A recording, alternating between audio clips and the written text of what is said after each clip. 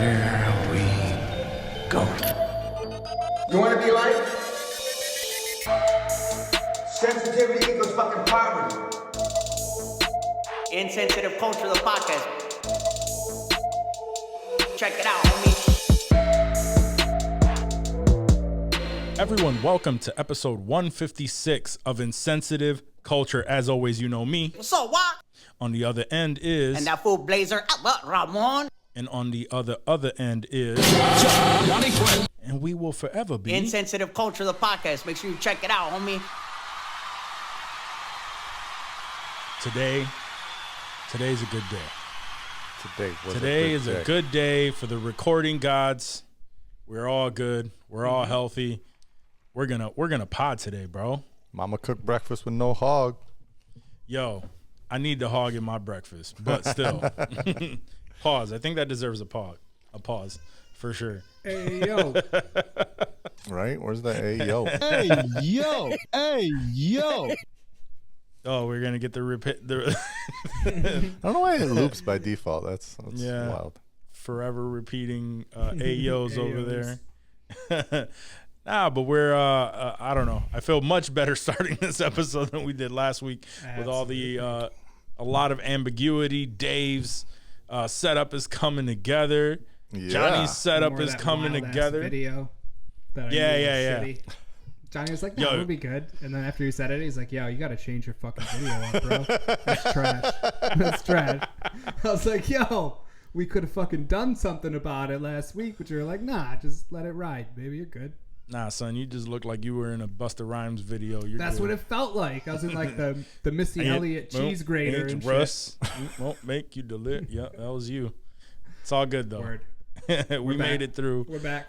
We had a good episode last week, and we're gonna have another good episode this week. Any of y'all do any life-changing, anything life-changing in the past week? No, I try to avoid life-changing stuff. I mean, you made the biggest one most recently. Yeah, I'm good for a minute. I'm not gonna change shit. Oh man, nothing life-changing on my end either, man. I've been without a car for weeks on end, and I'm getting stir crazy, bro. Yeah, I bet. It's driving me crazy. Yeah, like I can't. Like that. Yeah, that's the worst thing is sharing a car with anyone. Mm-hmm. Facts. Because when you're sharing a car with someone else, the things you have to do are second. You know what I mean? As you know, it's their car. You can't argue. Yeah, I was gonna say, so, whoe's car it isn't. Whoever's car it is, yeah. Yeah. So that's definitely it. But hopefully that's this is the last week of that, and we'll be good to go. Word. So got the Benz on lock. Yeah, getting myself a brand new 2024. Ooh, 2024 shit. 2024, bro. Ain't even drop yet. I didn't even know that. You don't know nothing about that, bro. I don't. Had to put a huge down payment on that. I could imagine. Nah, I'm just fucking around. I know that y'all catch any movies this past week? Like any movies, shows, anything? I caught The Whale. The Whale was good. That's right. Especially with all the Oscar stuff going around. Yeah, there was mad Oscar stuff. I tried to watch a couple of the Oscar flicks. I did not. Knowing that The Whale is a tearjerker, I'm like, gotta watch it with Joyce and gotta watch it in the right, time. Frame of mind, yeah. Right frame of mind, right time of day. Sometimes with those tearjerkers, he just falls asleep because it's too late at night too. So try to, or I'll fall asleep. I did watch Babylon. How was that? Which I thought was much better than the hate that it was getting. I looked it up because I know we were talking about it, and I saw that the Rotten Tomatoes score and the audience score were pretty tied, and they were both rotten. Like, they were right there. Yeah, I don't know why. Like, I didn't think it was terrible. I didn't think it was even bad. It wasn't like a masterpiece or anything. It was better than fucking Elvis, I'll tell you that. I didn't get fucking motion sickness watching it. What was the motion sickness from Elvis about? Dude, that dude Baz Ulrich or whatever is his name, he like spins the camera like 55 times in every movie he makes. He's always doing these like circle things. Yeah. It's annoying. Yeah, it's very annoying. I've never seen. He did it like I don't know whether I think he did Moulin Rouge but, too. That was like that. Okay, that makes sense. All right, because I hadn't seen Elvis, and I don't really plan on watching Elvis. There's no reason for me to watch. Maybe for Elvis. Tom Hanks, if I were to watch it. Yeah, Not even. I will tell you what. Tom's acting was great, but his voice was fucking weird, and the makeup that he was wearing with the like fat suit and the big fat like under chin thing that he had, it made him look weird, and then he had this like really weird accent. I'll be honest, Tom was like my least favorite part of the movie. Damn, okay, which is I'm sad. You know, really not gonna fuck with it. yeah. yeah, no, that solidifies it for me. I wasn't gonna fuck with it in the first place. Nah. Whale was definitely good. Definitely depressing, like a tearjerker. Just from, as you can imagine, you can feel it's Brendan Fraser, but 600 pounds. So you know that the likability for this person is there, and like genuine, like sweet person, and what they're going through and how he's treated and all of that stuff is just like because I saw it with Jillian. I saw the first half by myself, and she caught a little bit, and she was like, "Oh, I kind of want to watch this," so I stopped it, and she caught it last night. As a matter of fact, I saw it for we completed it, and she was just like, "Wow, like this movie is like so sad, yo." Yeah. It's like really sad. Especially because of her job, and she's the person who has to work with individuals in that situation and stuff like that. That's right, yeah. So it was a little bit extra for her because she's just like I know people are actually going through this. So it was rough, but it was such a good movie. I'm glad I saw it. I think I told y'all I got through all 5 seasons of Yellowstone. Well, that's right, yeah. Yeah, we finished that up. We caught up on Shrinking. I'm looking forward to the next episode, and that's, oh man, so many things. One thing I forgot to mention that was a huge positive for Babylon. Margot Robbie nipple. Ooh, okay. It could have been a stand-in nipple. No way to really tell because it was a zoom in where her titty was literally the entire frame. Yeah. Okay. So it wasn't like White Men Can't Jump, Rosie Perez. No, like, no. That's her titty. Right. That like was that. titty. Like that was that's her. Definitely her titty. Yeah. Matter of fact, I gotta watch that because they can't recreate that on the remake that they're making. I feel like it was similar. Remember, I told you I watched The Northman. Yeah. Anya Taylor-Joy, there was a scene where they were like in this poorly lit cave, and there was definitely a bush. Like their shit, where like her cloak was like ripped off. They were being like beat in there. Yeah. But I don't know if it was like like a pube wig, like a merkin. So I can't confirm and say with 100% accuracy that was Anya Taylor-Joy bush. But I'll research it. I'm sure someone will have something. I highly doubt in this day and age that she grew out her bush just for this scene. So I'm gonna have to say no. Bushes are coming back, bro. Are they? More and more porn stars rocking bushes. Okay. Yeah. Okay. All right. Yeah, I've been seeing that too.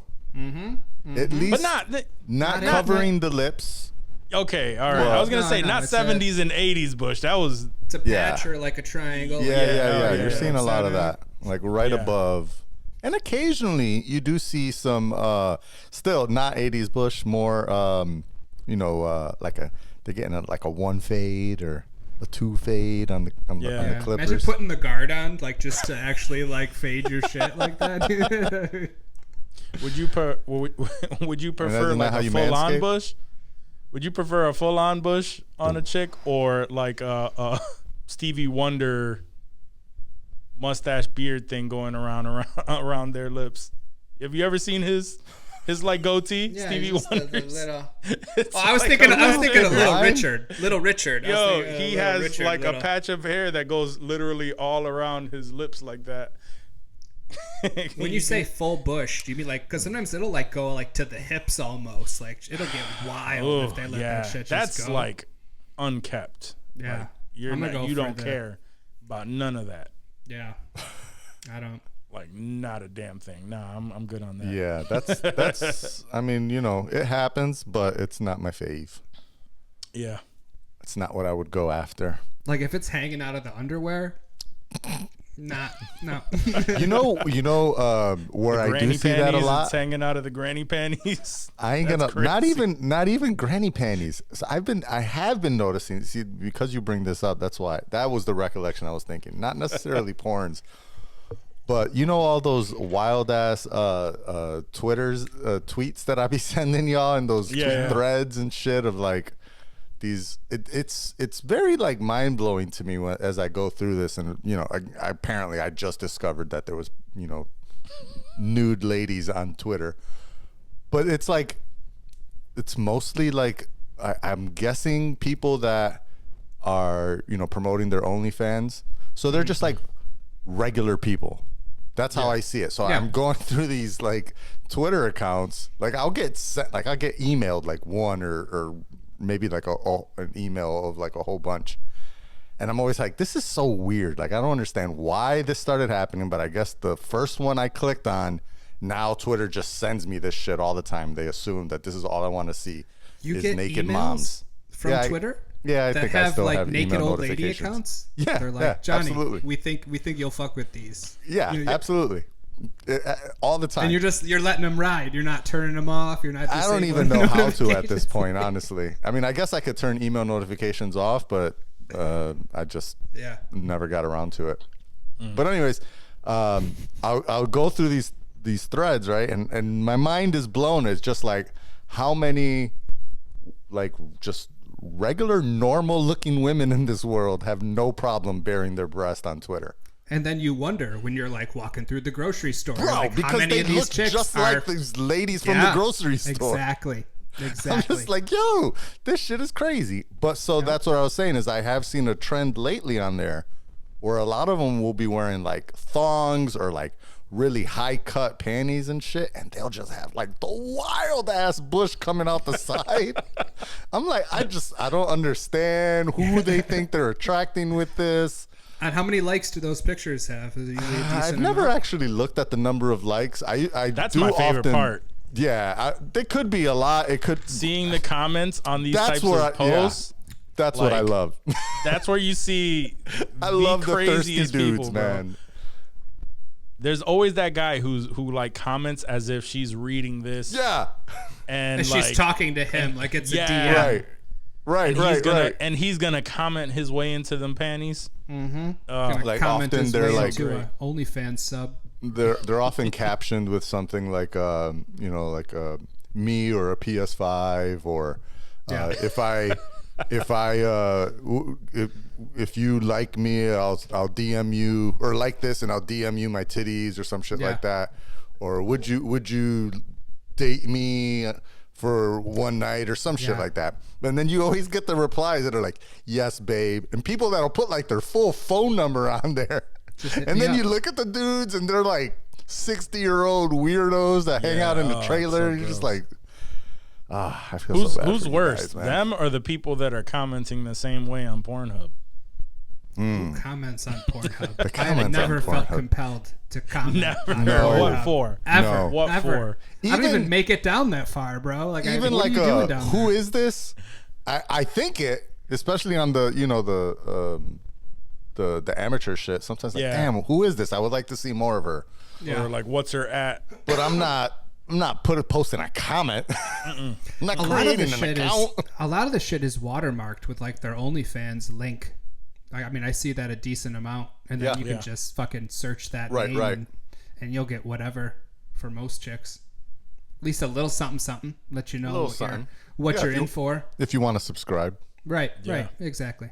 Anyways, just so casual perving over here, not professional perving. A great time to say that if you are a first-time listener of the show, thank you for staying tuned through all of that, and be prepared for more.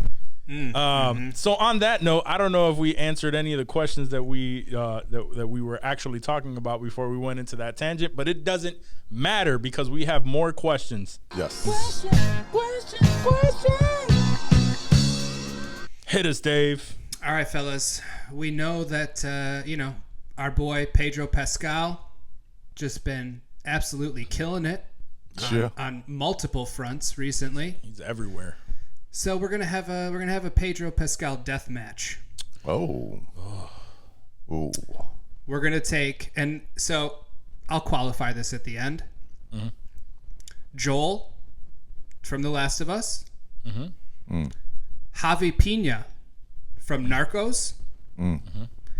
And Oberyn Martell from Game of Thrones. And obviously I excluded Mando because I just felt like that wouldn't really be a fair fight, because Mando, for the most part, is just gonna fuck everybody up. I mean, we can throw Mando in there if you think these other dudes could take him, but I just thought we would all pick Mando. I know I would have if you were there. Yeah, Mando's the only one that's, I don't know. Well, I'll leave that comment to myself. But anyway. Whoa. What were you going to say?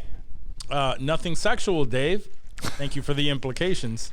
But that's a good question, though. Because it's been so long since I've seen Narcos. And even though he was a badass in Game of Thrones, he got absolutely demolished. Wasn't it the mountain? Was it the mountain? Yeah, the mountain fucking.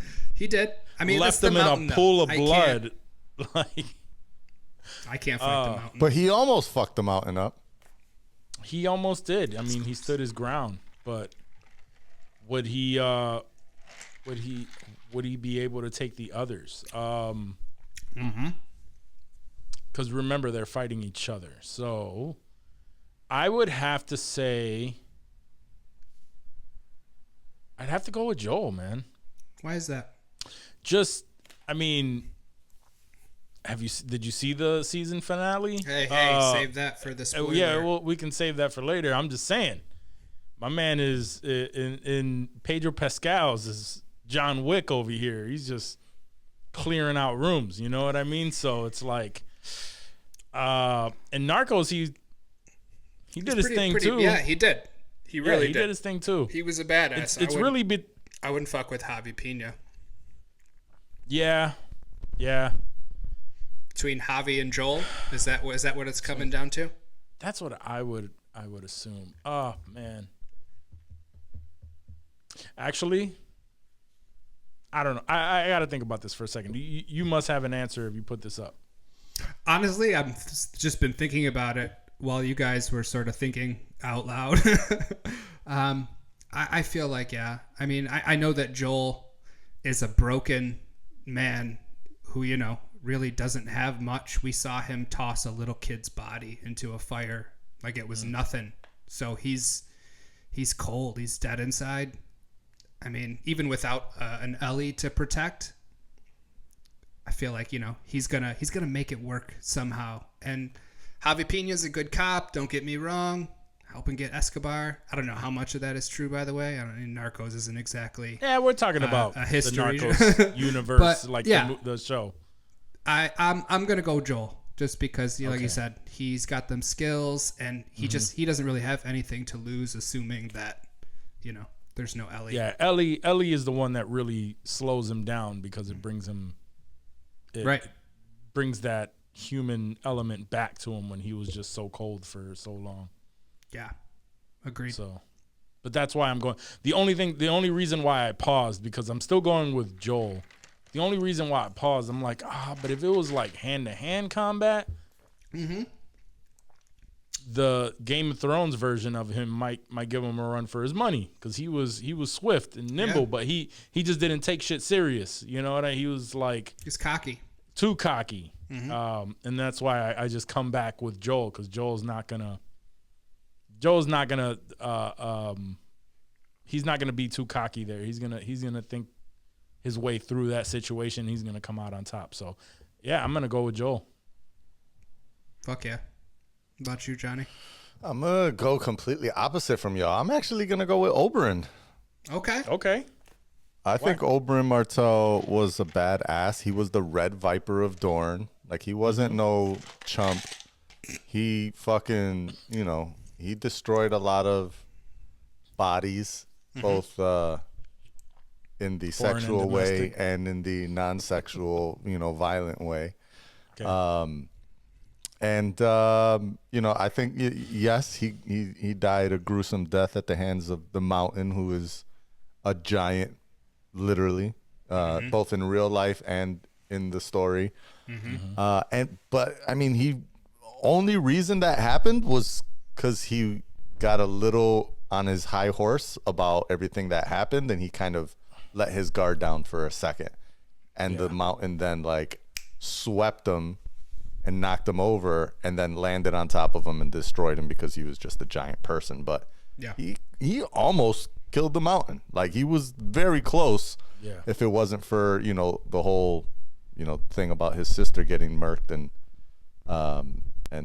his nieces nephews getting killed, and he got all emotional with it. If he hadn't gotten emotional, he would have definitely won that. I'm pretty sure he killed many people before that. In battle. Sure. So I think How many of them with a gun though?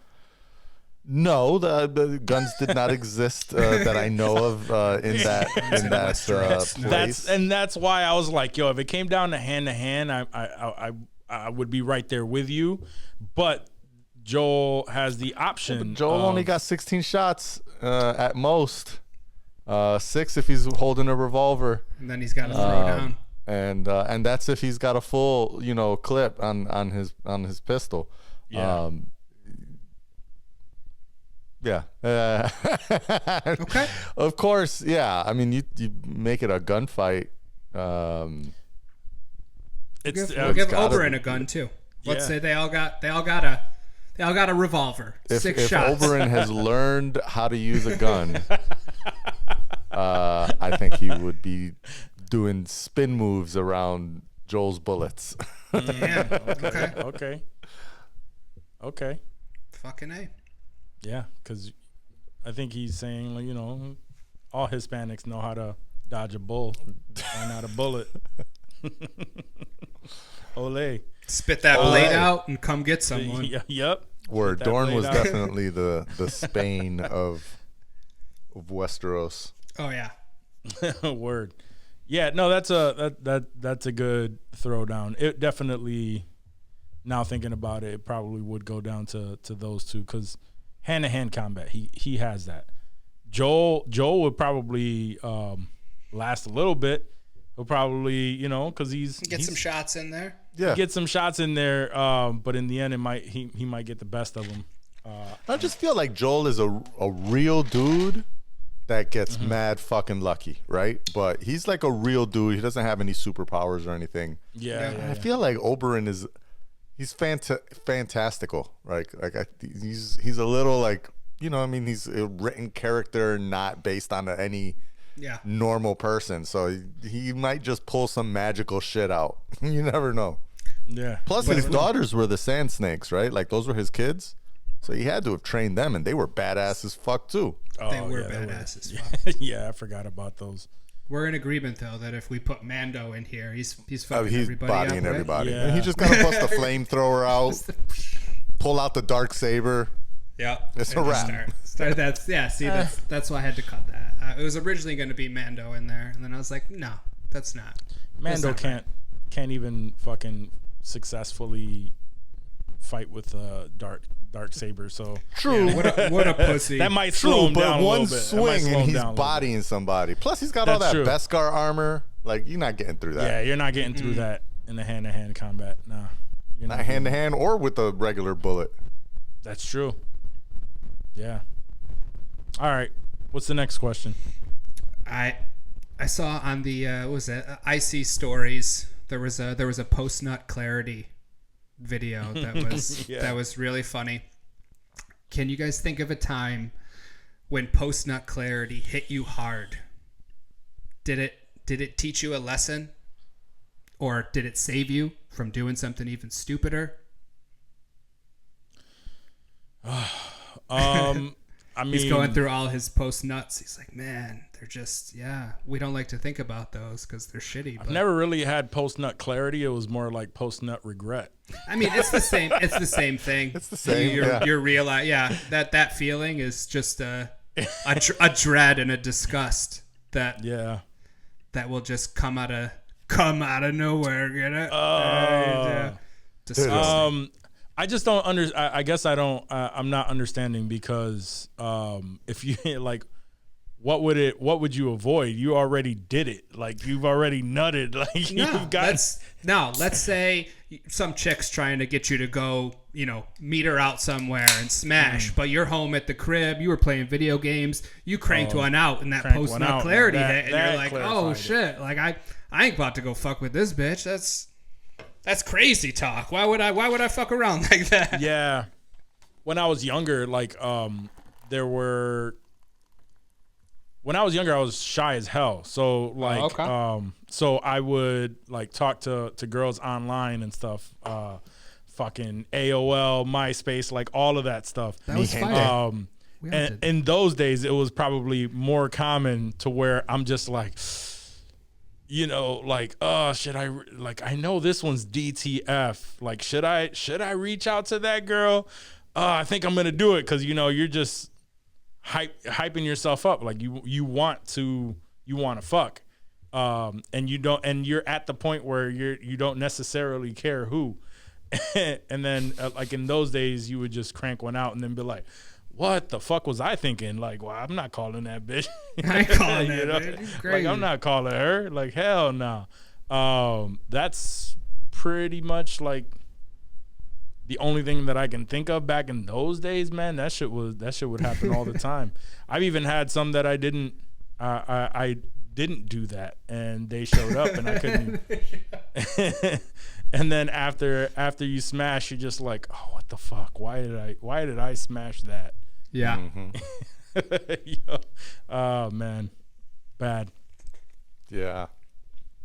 Too many. So I posed this question because I was thinking about something earlier. And when I was in high school, I was probably a junior or a senior. No, I was a junior, I think. And I remember there was a friend of a friend that lived sort of, maybe half hour from where we all were in Rochester.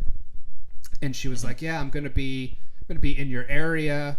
I'm going to come and I'm going to say what's up. And I was like, oh shit, like she's not coming out here that late at night just to say what's up. Like some shit's going to go down. And like she was dope and everything, but I was hesitant. And I remember that night thinking like, I sort of forgot about it.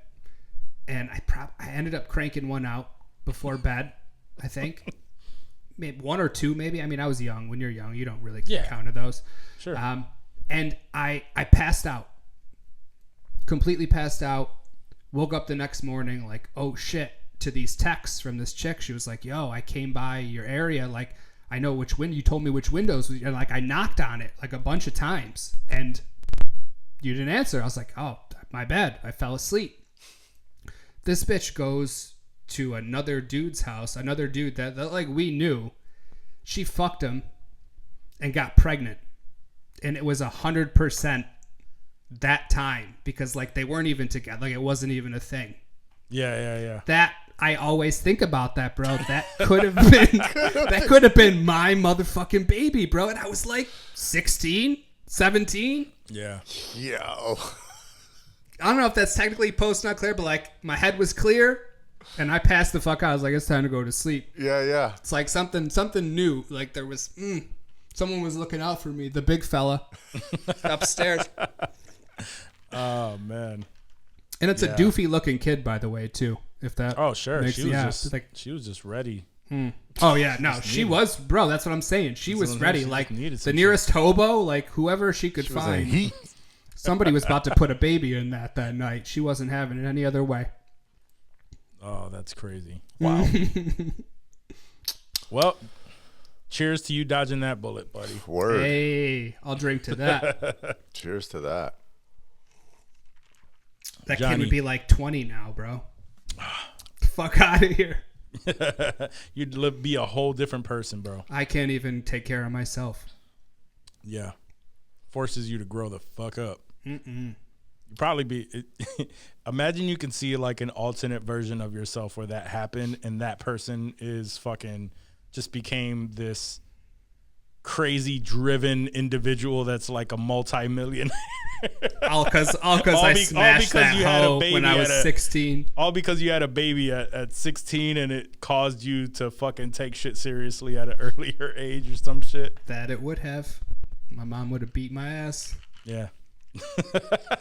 Yeah, that's true too. That's true too. Puerto Ricans, we're just used to it. So it's like, oh, I didn't have mine till I was 30 and everybody was like, what? Oh shit. Oh shit. That's so old. Johnny, what post nut clarity stories do you have? So the idea here is that I was smart enough to avoid something. No. Because I feel like all of my post nut clarities were after I made the mistake. Yeah, and then exactly. I was just like, fuck, why did I do this? I mean, the original question was, when does it hit you hard? Like, the other stuff were just sort of follow-ups if you wanted to add on. Like, give me, like, you know, that serious regret. You ever gotten, like, felt physically nauseous after sex? Like, briefly. No. It's never been that bad. Where I've like felt nauseous about why did I make this mistake. Usually I would run away from those, as you know. We can't all be Saint Johnny. But yeah, it's definitely happened where I think the reason I ran away from that one chick was because I had the previous experiences of not running away and being in those kind of like, yo, this chick is DTF, like, let's do it. And then, you know, I'm going back and forth in my head, like, do I want to text her? Do I want to call her? Do I want to text her? I know if I hit her up, she's and gonna that's come where the through post nut right now. clarity comes, because you're having those But thoughts. I should have. I rub probably one out. should have rubbed one out, and I You rub didn't. one out, and then you go, fuck no, I'm not calling that Yeah. chick. Yeah. What the fuck is wrong with me? I mean, I was young enough at that time that I probably would have still been like, well, at least now I'm prepped and I can go longer. Yeah. Those days are long gone. But no, I mean, I can absolutely recall a specific lady that Lady of the night. yeah, she was all over me previously, you know, and I kind of had a feeling. I was like, I'm pretty sure if I hit her up, like it was, I don't know, maybe 2-3 days later or something, I was like, I'm pretty sure if I hit her up, she's gonna come through and we gonna blaze. And I'm kind of feeling like, let's do that. And then I'm, you know, battling it in my head. My boy was like friends with her, and he was like, dude, stay the fuck away from this chick, like she's trash. But I couldn't say no. Yeah. In my mind, you know, I was probably like 18, 19 years old or something. Just ripping and roaring, ready to go. And yeah, so I did. And immediately after, because in my mind I'm like, she's a butterface, you know, like she had a fat rack, she had a fat old booty, she had a dragon face, and yeah, I definitely immediately after kicked her out of the house, out of the room. I was like, damn, why did I do this? Yo, you gotta go. Like, That's how you did it? You're like, yo, you gotta go. I can't remember exactly how I kicked her out. You gotta dip. But it was, I think I made some excuse, like I gotta be up early for a class or some shit like that. Like we gotta make this move. I don't know why that because every time I think about, like, we share a story of when we were like an asshole pretty much, and when you kicked her out, you're pretty much an asshole. Oh, for sure. You know what I mean? But I always think of like, man, am I that much of an asshole? Because I like that instantly reminded me, and I'm not gonna say names. I think he already shared the story on the podcast, but I'm not gonna say names. But it reminded me of the story of our mutual friend that popped the girl's cherry when he was fresh out of high school. He did share she this. bled. He got upset at the fact that she was bleeding all over the place, and he kicked her out. And That's right. I was do recall like, this oh. in a very early episode. Yeah. Yeah. That we were remember fresh that. out of high school. He's how do you have the audacity? Yeah. No, by the way, that bleed. was on my I knew parents' you were a bed virgin. that this happened. But why would you bleed and kicked her out? That was pretty bad. Yeah. So, anyways, moving on. Post nut clarities. Yeah. Cherries open. The clarity was never do that again. And next time you should rub one out, and you'll probably avoid these situations in the future. It's shocking Yeah. how much rubbing one out can just put the kibosh on whatever you were planning to do. It's just I like, know. nope. I Goes know. to show you like how reckless we are. That's how what I reckless think about men it. I'm are. like, Just man. when they're thinking with their dick. When you're Yeah. right there, when you know you're about to, oh man. No, for Just sure. wild shit. I think I've ran out on at least 3 girls since then. Like I've only mentioned the one because it was the most like straight up, but I think it's happened like at least 2 times after that where I'm like, you know, shirts are off, we're ready, and I'm just like, actually no, twice was definitely I'll be right back and just like sprinted away. The other time was like she just kept on demanding like, you don't have a condom, right? And I knew, I was like, no, and I can't do it without a condom. She was like, well, just go to the store and get a condom. And I was like, nah, Okay. I'm not. I'll be right back. I'm too tired. Like I don't think nah, I'm good. And she's like, just go get a condom. And I'm like, nah. That was She's my like, go- all that right, was my we'll We'll go-to just move. link up next To time. just get dome. Yeah, that was my go-to move to just get head. Like, yo, I ain't got no probably condom, should've. but can you? And it's like, all I right. probably It should have happened done a that. I It didn't worked even- a couple I didn't times. even get head. Yeah, it worked a couple times. I get Licked a I mean, couple I- nipples and then fell asleep. they Post nipple clarity. we've heard about the runaway brides. Johnny's the fucking runaway leg. Word. Oh man, he turns into Forrest Gump when bitches are trying to fuck. He's like, Yeah. oh hell no, I don't want no part of that. I my was God. running. Literally the Forrest Gump Forrest sprint Gump, yeah. straight down the street. The, like, the evil T-1000, hands wide open, just fucking hauling, bro. We always think about the one poor girl that's just sitting in her dorm waiting for Johnny, and there's multiple. She's at just least a 2 or 3. skeleton these days. She's like the crypt keeper now because she's been there for like 20 years, bro. It's terrifying. oh man.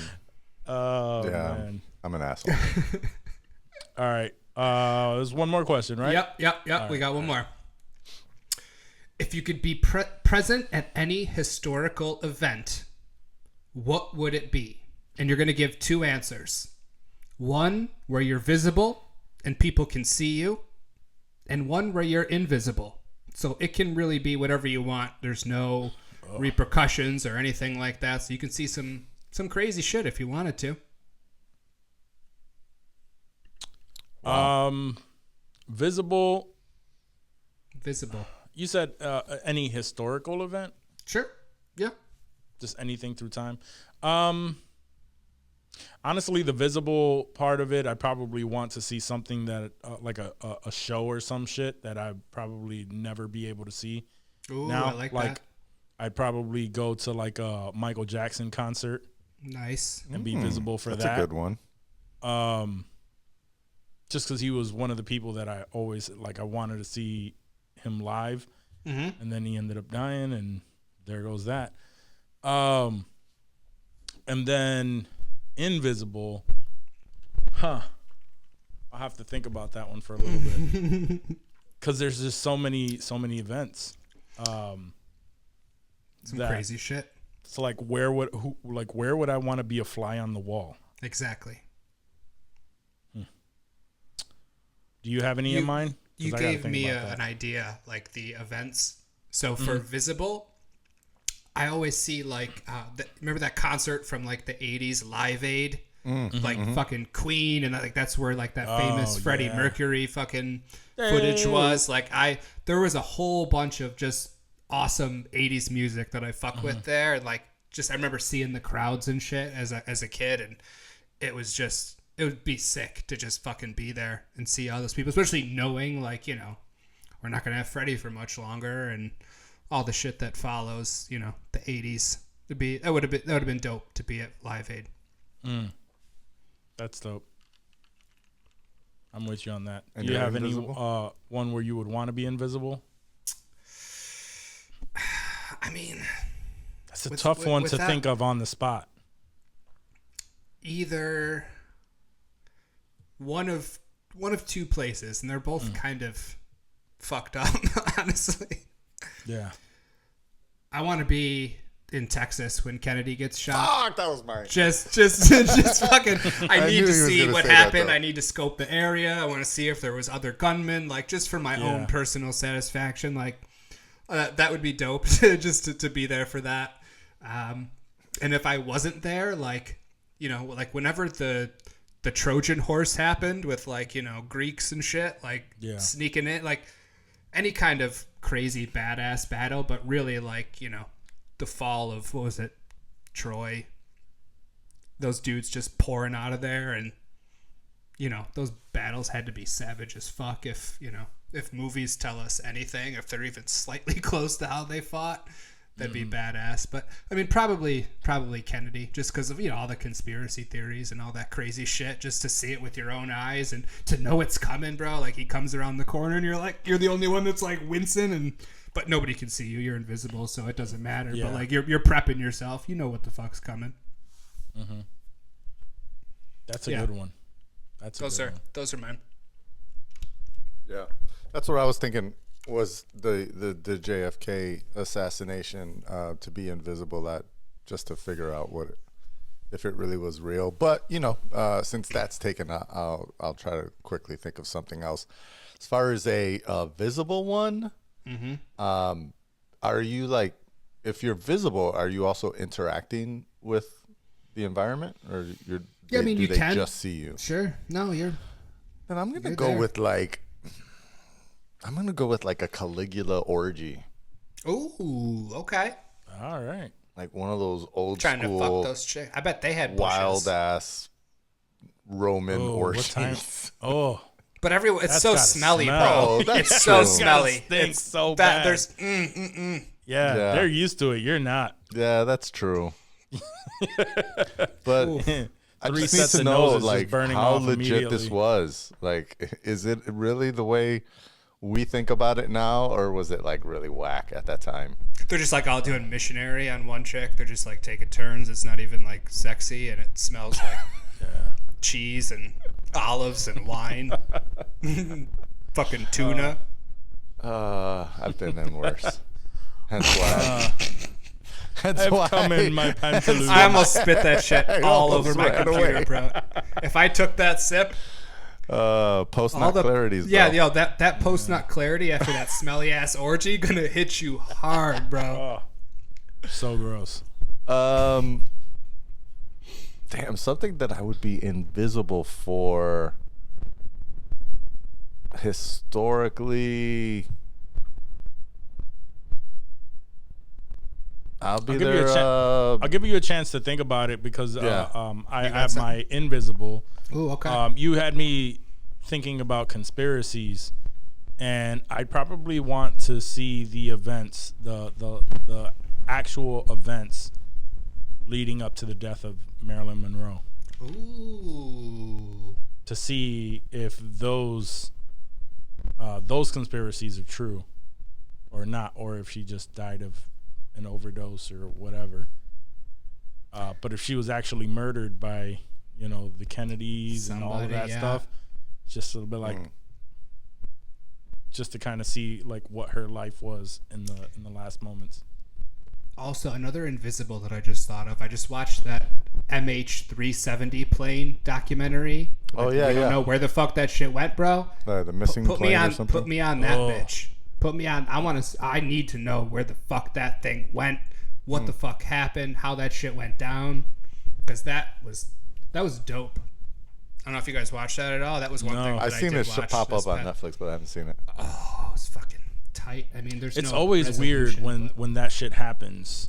When like the planes just disappear out of nowhere, you just assume it's in the middle of the ocean or some shit. But you just can't prove. Like, oceans are so fucking deep, bro. Like, so massive and vast. Yeah. I would like to. I mean, it's tough, but do you remember that conspiracy theory of that plane that went missing, and then like decades later it just popped right back up on like the radios, and they were talking to them. They were like, "What?" Like it was like a random thing that happened, and then it disappeared again. And it disappeared. I thought that was like a show. I feel like there was a show. No, there is a show that has to do with that, where like the plane disappeared 5 years later, it came back up, and all the people were back. It's like a blip. They stole Yeah, that it shit was from like the MCU. Right. But I want to say that was also like an unexplained phenomena that happened, where the plane did disappear, and then like decade or two later, on the radio, the person is just radioing in, and when they're asking the questions, it was that plane that disappeared X amount of years ago, and then it just vanished off the radio again.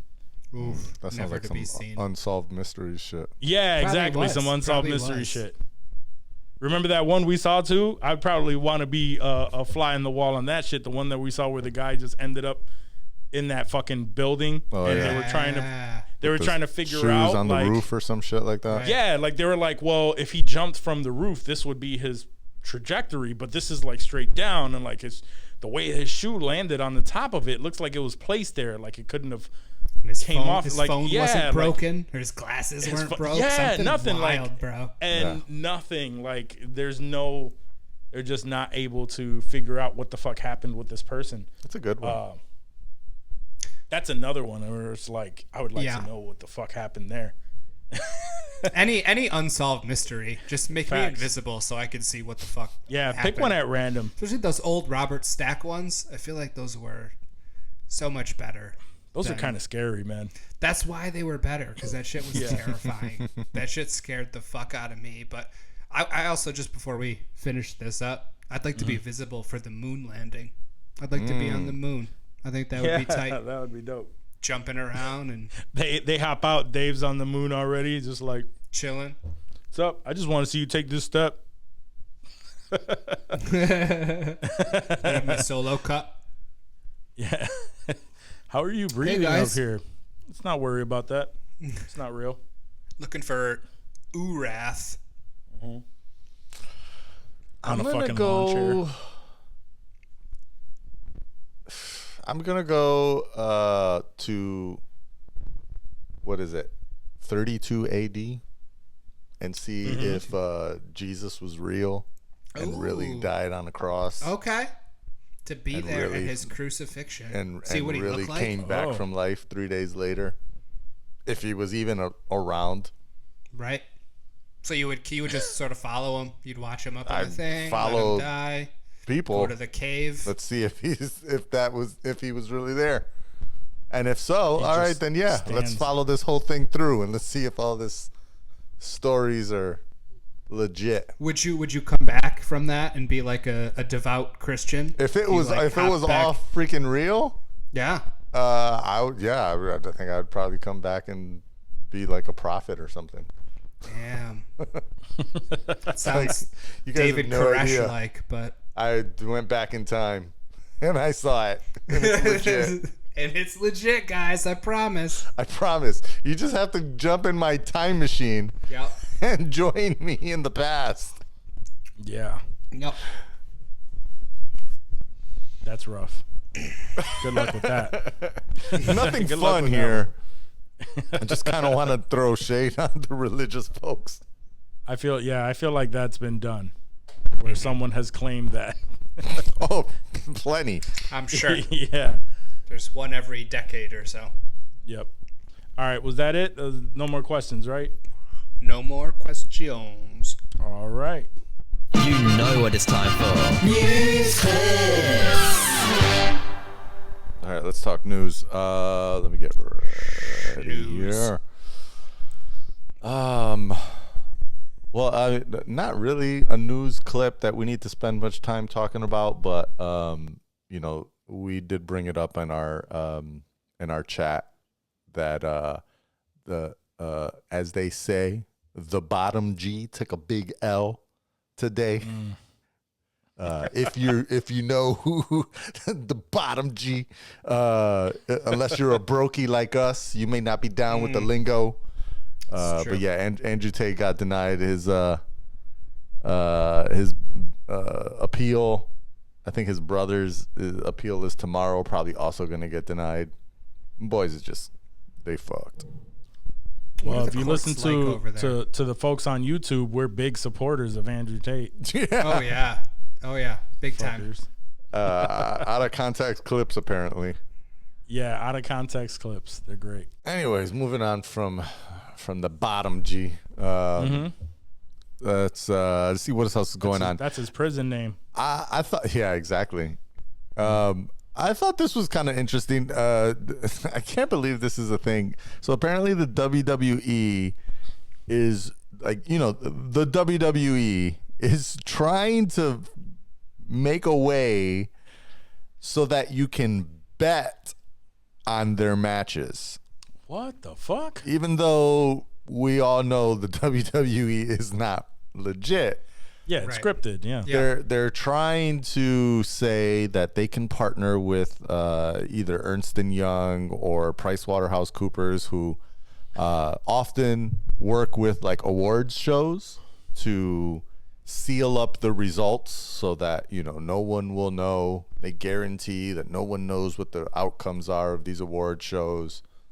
And so, you know, the WWE says they could do the same thing where, you know, someone writes the script, only the two actors / wrestlers know the outcome, and the person that wrote the script, they hand that over to Ernst & Young and PwC or whoever. They lock it up in a safe, and then you can go to Vegas and bet on the results. Who's gonna fucking allow this shit? Who would bet on wrestling? You know what? It's just like luck. Like you're playing a scratch off at that point. Like it's predetermined, right? People do that anyways.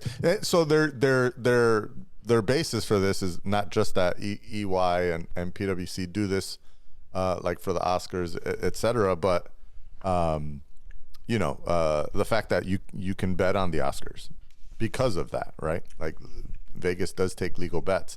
I think it's a little different because there's less people involved in the process, right? And it's like a one-time thing, but I still.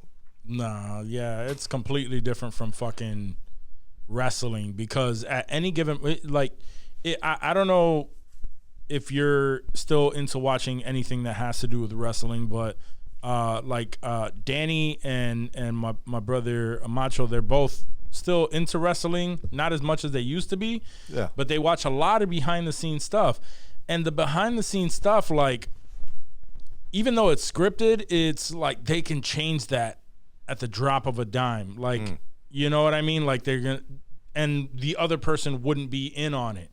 He knows he's supposed to win 100%, and then, you know, the writers or Vince McMahon or something goes up to the other person, is like, yo, I know you're supposed to do this, but at this time, so like, you know, do like make this change. And it's like, if I'm betting on this, right, they can easily see who who people are going for and make that change in an instant for their own personal gain. Like there's no way to monitor that, right?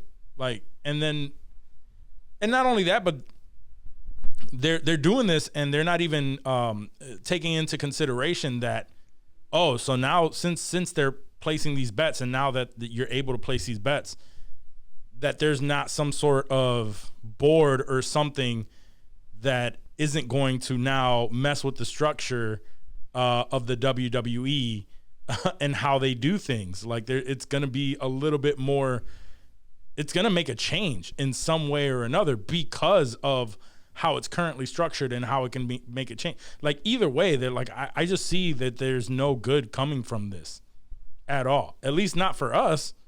It's great for the people behind the scenes that are working for them. Mm-hmm. Yeah, the people, even the gambling companies that are, taking that bread, the states that are getting that tax, like it's good for everybody. But I just feel like there's no skill involved, None. Like it's just no, there's none. But I mean, so they're saying that like, if the WWE does get this, it opens the door up for other things like being able to bet on a future a character on a TV show dying in the future. That's so stupid. Didn't Vegas have odds on who shot Mr. Burns on The Simpsons? I thought that was actually like that was so big. That was a big deal. Positive that I remember seeing like Homer was like had the best odds of killing him, and Maggie was all the way at the bottom, and I'm pretty sure it was Maggie that shot Maggie Mr. Burns too. So if you put money on Maggie, you fucking banked. Yeah. That's probable. But that's a one-off thing where, like that, where you can, it's controlled because it's already like the creators created it. They know who did it, and it's a controlled situation. But with the WWE, that shit is literally on the fly, bro. Like they'll change the script last second before it airs, and the only thing that matters is what shows up on screen. Can't change the script last second. This would be, like basically like let's see, like the winner of the Royal Rumble fights at WrestleMania, and so you would start betting on the match between the end of the Royal Rumble and the hours up to, like a few hours before WrestleMania, because that's when the wrestlers and the rest of the show production finds out who's actually going to win. So, betting would stop like, let's say 4 hours before WrestleMania. But at that point, like the results are locked in key. Like you can't change the script. The script is with, these PricewaterhouseCoopers or somebody. If you change the script, they'll come out and say, that's not what you told us 2 months ago. So you changed the results. So it has to be the same thing that, PwC or Ernst & Young like legitimizes. Like they're the ones that are saying, yep, that's exactly what they told us. So you got to get multiple people involved to really fake it. But I don't know. I still doesn't seem worth it. Like I'd like to see the odds on something, a WrestleMania match or something. Like I'm curious to see what. But if you get good odds, though, kind I of mean, you're probably the biggest sports degenerate gambler here. Would you fuck with it if they did it like if it happened? None of us would fuck with it the first year. Apparently, that's the consensus. But after the first year, if you've seen like a couple people on Twitter or IG like post their fucking winnings, are you like the next year? Are you like, I don't know, I think I might fuck with this, you guys. I hear Razor Ramon is making a comeback. I've bet on cricket, bet on the World Cup, shit that I don't even understand. You bet on cricket? I have. Yeah.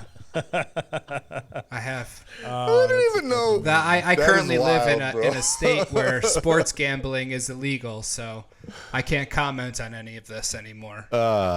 True. You've never bet on sports. No. Since you've landed in your state. Nope. Yeah, I don't know. That shit is wild. I don't know that I can fuck with that. All right, I don't know.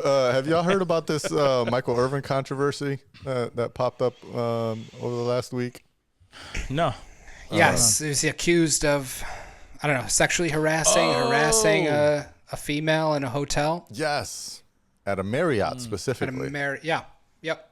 And I believe it was in Arizona, in Phoenix during the Super Bowl. Yep.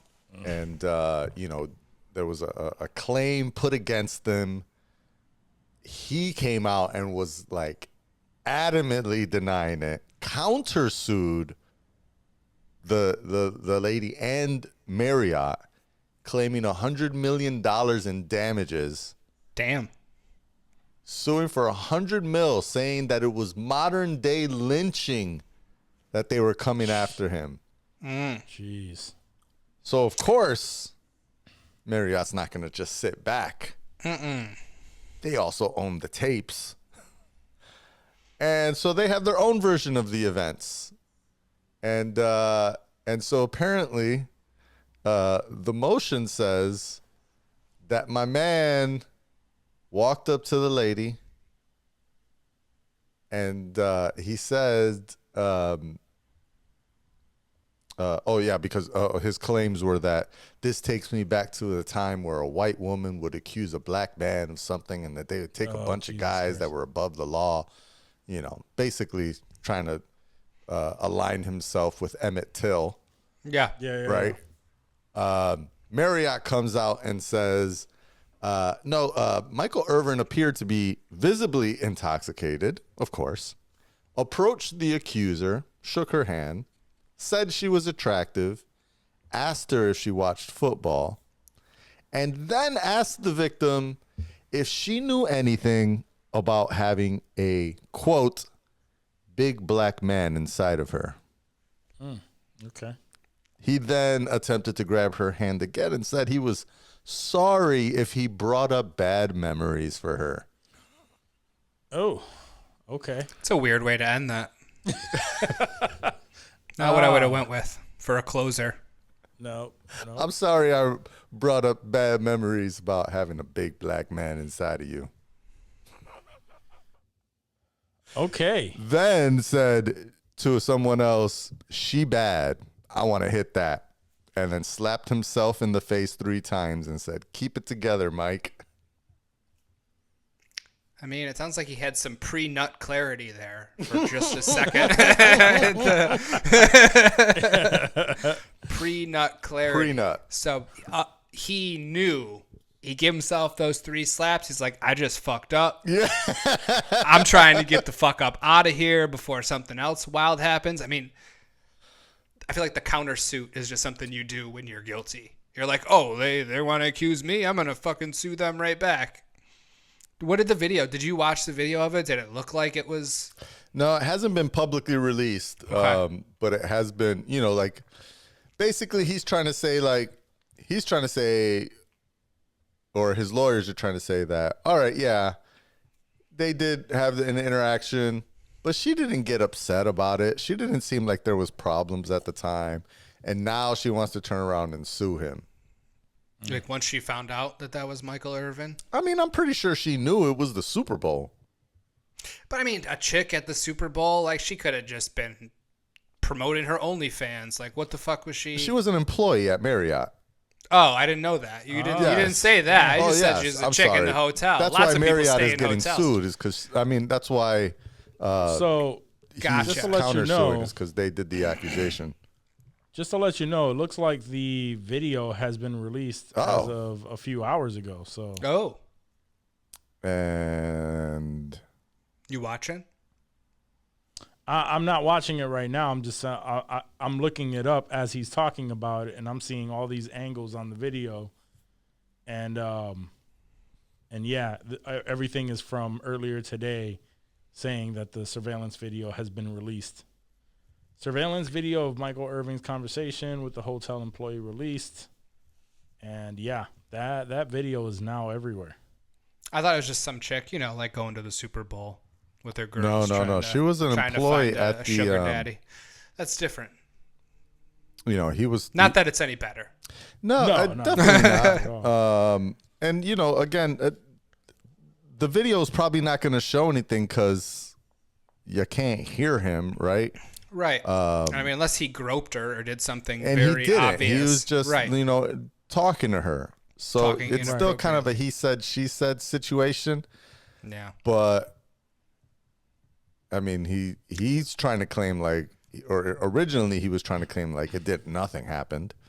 And now, then the video, Marriott countersued, and then he's like, well, there was nothing that she didn't feel like there, she didn't make me feel like there was something wrong at the time. I mean, so far, I'm only just a couple seconds, like 13 seconds into this video, and he is stumbling, bro. Yeah, Like, he's definitely drunk. Keeping himself like up by the like against the wall. He's not coherent enough for him for him to be defending himself as much as he did. And then on top of that, just like kind of like what I said about the things we were talking about earlier with Andrew Tate. Mm-hmm. Just like, yo, if you did something, probably don't want to continue to like bring attention to yourself. It's like, bro, if you were that drunk and you don't remember what's going on, probably shouldn't be countersuing, comparing yourself to Emmett Till in a modern day lynching right. and all of that stuff. Like, just kind of shut your mouth and let things happen and let the shit unravel play out as they should. Yeah, just let it play out and hope for the best, because you're already in deep shit. But yeah, it's just there's obviously just a lot of walking, talking. Oh, okay. Oh, he went to grab her. He's just having a. If it was back in the day, he's getting in some shit just for touching her fucking hand. Yeah. So I don't think that's even a good comparison. No. I mean, no. It's really about what he said. Yeah. Which is, that's kind of, the bad part, right? Like, Absolutely. it's all about what he said sure. and whether or not it's sexual harassment. And that's 100% sexual harassment. It sounds like right? that was sexual harassment. It's like the textbook. If you watched like a training at a new job, like that could be Pretty sure sexual you're not allowed to harassment ask scenario. about having big black men inside of you. Right. Like, is this appropriate in the workplace? Is she Hispanic? I can't tell from the video. I can't tell from the video either. And she's just listed as It was in Jane Miami. Doe. Oh no, it was in Phoenix. Never mind. I was gonna say it was in It's Miami. Good odds. I hate that, individuals like when shit like this happens and they make it racy. Yeah. You know what I mean? They got to bring up race. It's always make it about all race. about race. Like, that shit gets annoying, yo. Especially when you're in some bullshit. Yeah. Because the things that are about race gets watered down from individuals like this that just make everything about fucking race. Mm-hmm. And it's not about race. It's about you being a fucking dick. Yeah. It had nothing to do with your race. Yeah. It had everything to do with your shitty personality trying to pick up this woman. And and he's an old school football player. You know what I mean? So back then he was used to saying wild shit. Yeah. And it going his way or him getting away with it.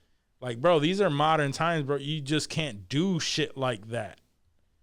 And, it is what it is, bro. If he did all that and he put himself in that fucking hole, then better hope your lawyers are good enough to dig you the fuck out of it, and that's it. Word. Mm-hmm. Yeah. And even if he really did do it, like, why would you think that that's okay? Yeah, He was that's just what I'm so saying. smashed. And even That's if what he I'm saying. didn't do it, like, you just don't put yourself in these situations. He just got so drunk that he put himself right back in the old days when he was on top of the world. He was Michael Irvin. People knew who Michael Irvin was. He could literally say whatever the fuck he wanted, and he was getting some ass. You know what I mean? Like, that shit worked back then. What was it? 90s, right? Yeah. Yeah. Yeah, that shit worked in the 90s. Early bro. That 90s. shit- 90s, that or shit is even not early working 2000s. out. I'm sure he still held some clout. Yeah. But Now wasn't he's just playing. a TV personality. Yeah, now you need to just relax. Mm-hmm. Focus on your fucking grown ass kids. Word. Like, just stop, bro. Nobody. Small amount of people give a fuck about who Michael Irvin is. Old Cowboys fans, that's it. Nobody else gives a shit. Yeah, but still, like even I know when I don't watch sports all that much. You would have told me, yo, that's Michael Irvin. I'd be like, oh shit, like that's Michael Irvin. Okay, I know who Michael Irvin is. But still, the longest yard. He was that's right. He was in the longest yard. Either way, man, that shit doesn't fly nowadays, man. Nah, no. And especially in and that is just amazes me, bro. Like the amount of shit that is, or the amount of people that are carrying cameras on their phones, video cameras installed on every fucking corner. People with fucking doorbell lights on their doorbell or cameras on their doorbells. Like, and they just have the audacity to do all of this shit like there's no one watching. Yeah. People think don't that care. They're going to get away with it. People don't care. I was just telling somebody about this the other day that, if you look at what happened in, I don't know if y'all heard about what happened in East. I didn't bring this up, but I thought it was a little bit too woke, controversial shit. But what happened in East Cleveland, Ohio, with the police force, that they basically fired like 95% of the police. I don't know if y'all heard about that. It's a small town, East Cleveland. I think it only has like 14,000 residents or something like that. And there was maybe 18 police officers, and they fired like 14 of them because they were all caught on the body cameras doing wild ass shit, like just beating the shit out of dudes, chasing people down, breaking shit, laughing about it on cameras, talking mad shit on they're wearing the cameras. They know when they turn these shits on. They don't give a fuck. People are just, when you're a dumbass and you're an asshole, you just do it. You just do it. And you think you're going to get away with it because no, you do it once. God's on your side. You did get away something. with it. You did it once and you got away with it because they're not checking it as often as they should. You do it twice, you got away with it. All right. And then you do it a bunch of times and nothing ever fucking happens. So then you just go on with your fucking life and you continue being a fucking asshole. But, when at the end, especially like those fucking idiots, every single fucking day was recorded, right? So they can just go back as far back as they can. Yeah, exactly. Every day is fucking recorded. So you're a special fucking type of dumbass. But I'm just saying, like there are videos, nonstop on social media of people being exposed doing random dumb fucking shit, racist shit. Like it's mind boggling, bro. Like how people can think today. And the way that they react and just think that there's no repercussions. Like I saw a video of a woman who did some shit. I can't remember exactly what she did, and then she played the victim because her video was leaked online, and she did some racist shit and was like fighting with someone, and then she played the victim saying, "Oh, like, I can't believe, like, you shouldn't just post up the video like that. I lost my job." Like, she was in her car, right? She was recording that video in her car. I saw that. Yeah. And like, she's playing the victim, and it's like, bitch, you went out into the world and you were a fucking asshole. I think she was being an asshole to like a burger place. It was a food burger worker. place. Yeah, exactly. Yeah. She was throwing shit, like being just a fucking asshole. Yeah. And it got recorded, went viral. She's playing the victim now, saying, not even apologizing for being that way. No, just shaming everybody for bullying her into losing her job. Pretty much, right? And she's bullying these fucking fast food workers and throwing shit in their fucking faces and all that crazy shit. So it's like people, I just don't understand. Like when you blow up, you have to understand that there's consequences. There's a high chance, especially we talk about it all the time. People don't call the cops anymore. They pull out their fucking phones and they're recording you. So even if you don't get caught in the moment and you got away with that shit, guess what? Bitch, you go viral And now you lost your job. You didn't just go to jail, right, for a night and got it passed and they pressed charges, whatever. No, now you lost your job. Now your neighbors, your fucking family, like everybody knows that you are this piece of shit. and that shit is not going to leave. Your name is going to be, the second that someone Googles you for a new job, your name is popping up with this fucking viral ass video, and that's it. You're done. Like I need more people to fucking realize, yo, you can't be a fucking dick in public without consequences nowadays. Word. Period. I don't give a fuck who you are. I've been watching these compilations on YouTube of Karens bugging out and then getting what they deserve. It's always in the title, and either like the cops come and like end up arresting the Karen, or these Karens just get their ass beat by somebody who's not playing, dude. And these are the most gratifying videos to watch, bro. These fucking Karens and these fucking assholes just losing their shit and then getting put in their place. Oh, I love it. It's so great. I highly recommend you guys do that. Just be like, Karen's getting what they deserved on YouTube. There'd be half-hour, 45-minute compilations of these chicks just bugging, then getting punked by the cops, getting tased. Sometimes the cops will bust the tasers out, bro. Oh, those are always the best. It's so great. It's so great because everyone's those are always the when best because they always get just tased mid like fucking, spaz. Yeah, they just drop. They just fucking They're just like, bloop. Go stiff. Just shaking them. Yeah. Yep. Oh, amazing.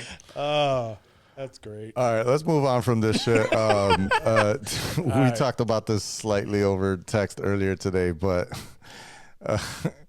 your boy Diplo has made some wild ass comments on the podcast with Emily Ratajkowski. I think that's how you say her name. I don't even say it because I'm not sure. I'm not going to lie. So Diplo has confirmed that he has received oral sex from another guy, but says, I'm not gay because I'm not aroused by men. I don't look them in the eye, right? What the fuck? Yeah, what does that mean? That means he's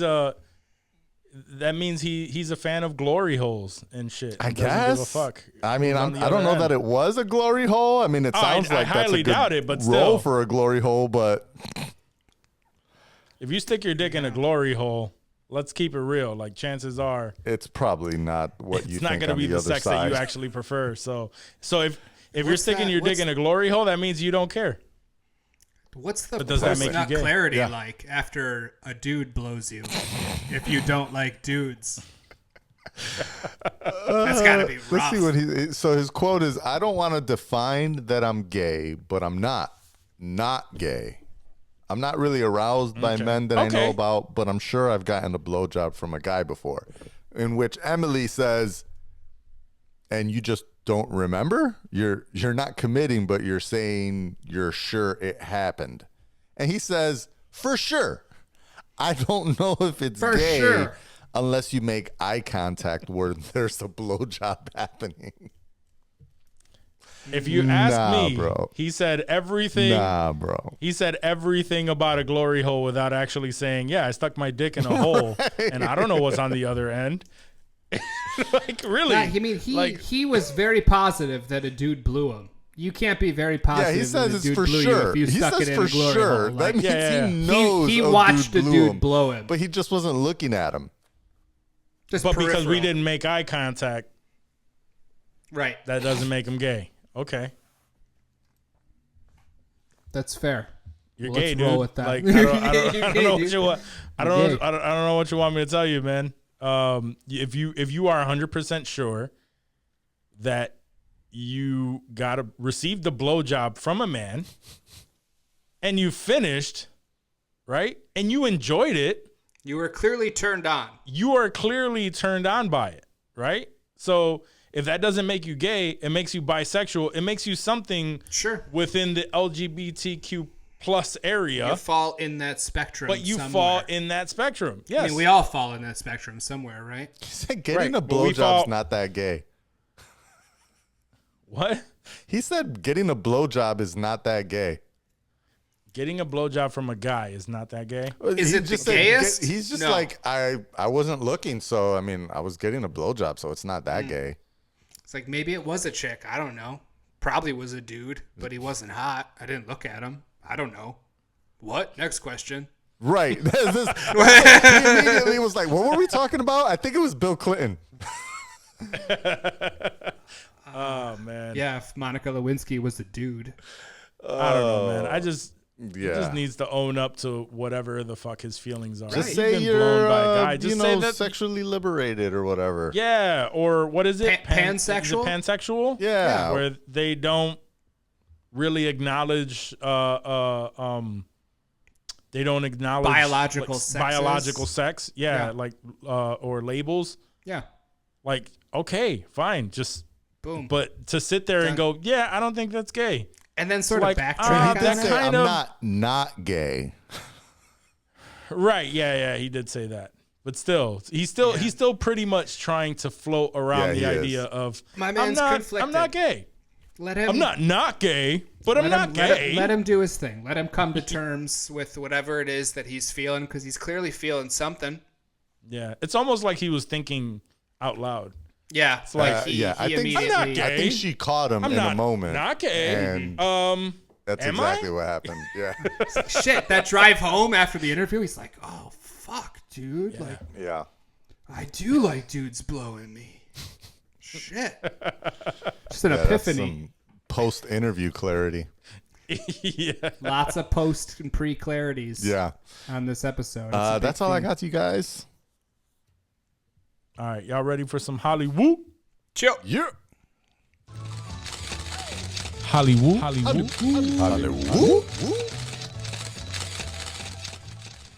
All right, I probably should have prepared a little bit before I hit that button, but here we are. We're jumping right in. The biggest news right now, for and Dave is gonna know. He's fucking super excited over there. You can see his fucking nipples through his shirt. Today, like we didn't know for the longest time. We know that Quentin Tarantino says that he is going to have 10 movies in his career. Once he's done with those 10 movies, he's gonna quit being a director. He'll probably still do some other shit for Hollywood, but directing, there's no more Quentin Tarantino movies.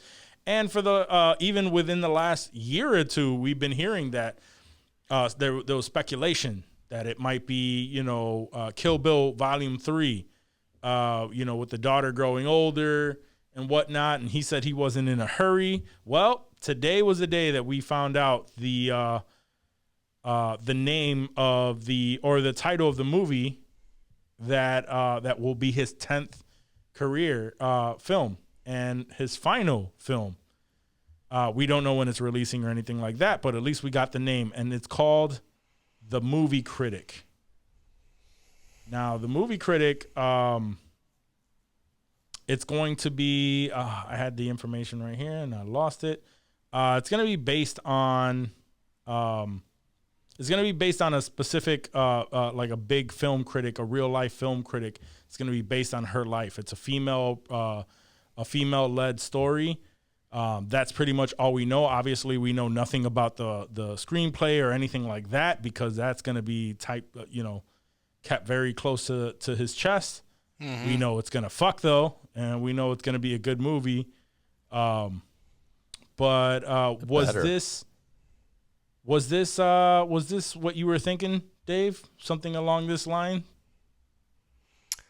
I didn't You think excited it was about Kill Bill this? 3. Of course I'm excited. Absolutely. Yeah, I mean, anytime a Tarantino, because, it's like a blue moon. I don't know how often blue moons are, but, every few years or so, if we're lucky, we get a new Tarantino movie. And obviously it's been a while since Once Upon a Time in Hollywood. So, we were coming up on it.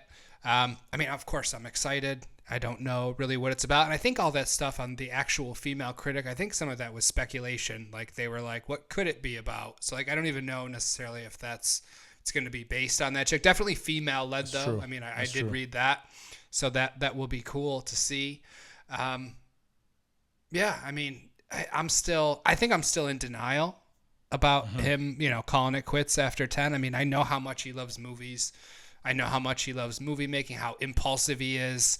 I could see him, going dark for a few years and then having this great idea that he needs to do and he needs to write and needs to film. And like, I'm hoping that something like that happens, but Yeah, that even would be so, I know he said he wants to write novels and shit, and I mean, I'll read whatever he's gonna fucking, if he wants to, like, that's gonna be his new thing, is releasing dope ass books. I mean, we know the dude can write.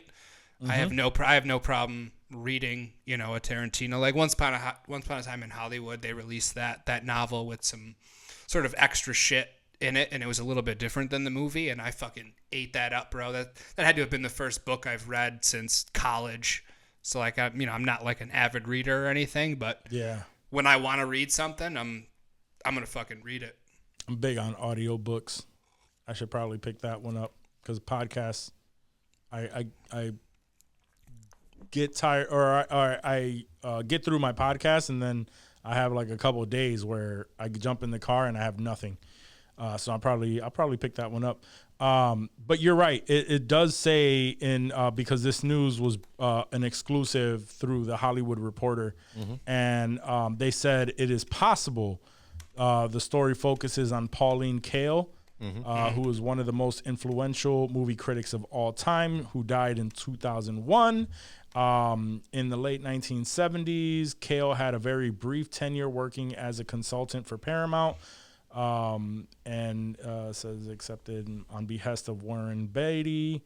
The timing of that Paramount job seems to coincide with the setting of the script, and the filmmaker is known to have a deep respect for Kael, making the odds of her being the subject of the film more likely. For sure. So that's why it jumped into the realm of this is the possibility of where this story is going, and as we saw with Once Upon a Time in Hollywood, it seems like later in his career, he's more focusing on these true stories where he just adds his Tarantino twist to it. Yeah. And yeah, I'm not mad at it because I don't know the story, and this would be new to me. I mean, but it is kind of disappointing because I want to Kill Bill 3 biopic.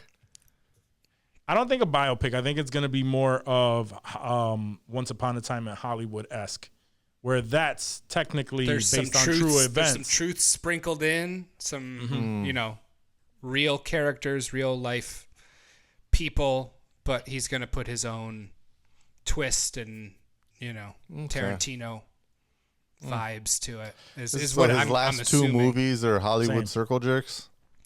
That's what is weird to me, is that because this just seems it's a decade later than Once Upon a Time in Hollywood. Like those time periods seem very close. Yeah. Because like Once Upon a Time in Hollywood was the 60s, and this is going to be the late 70s theoretically.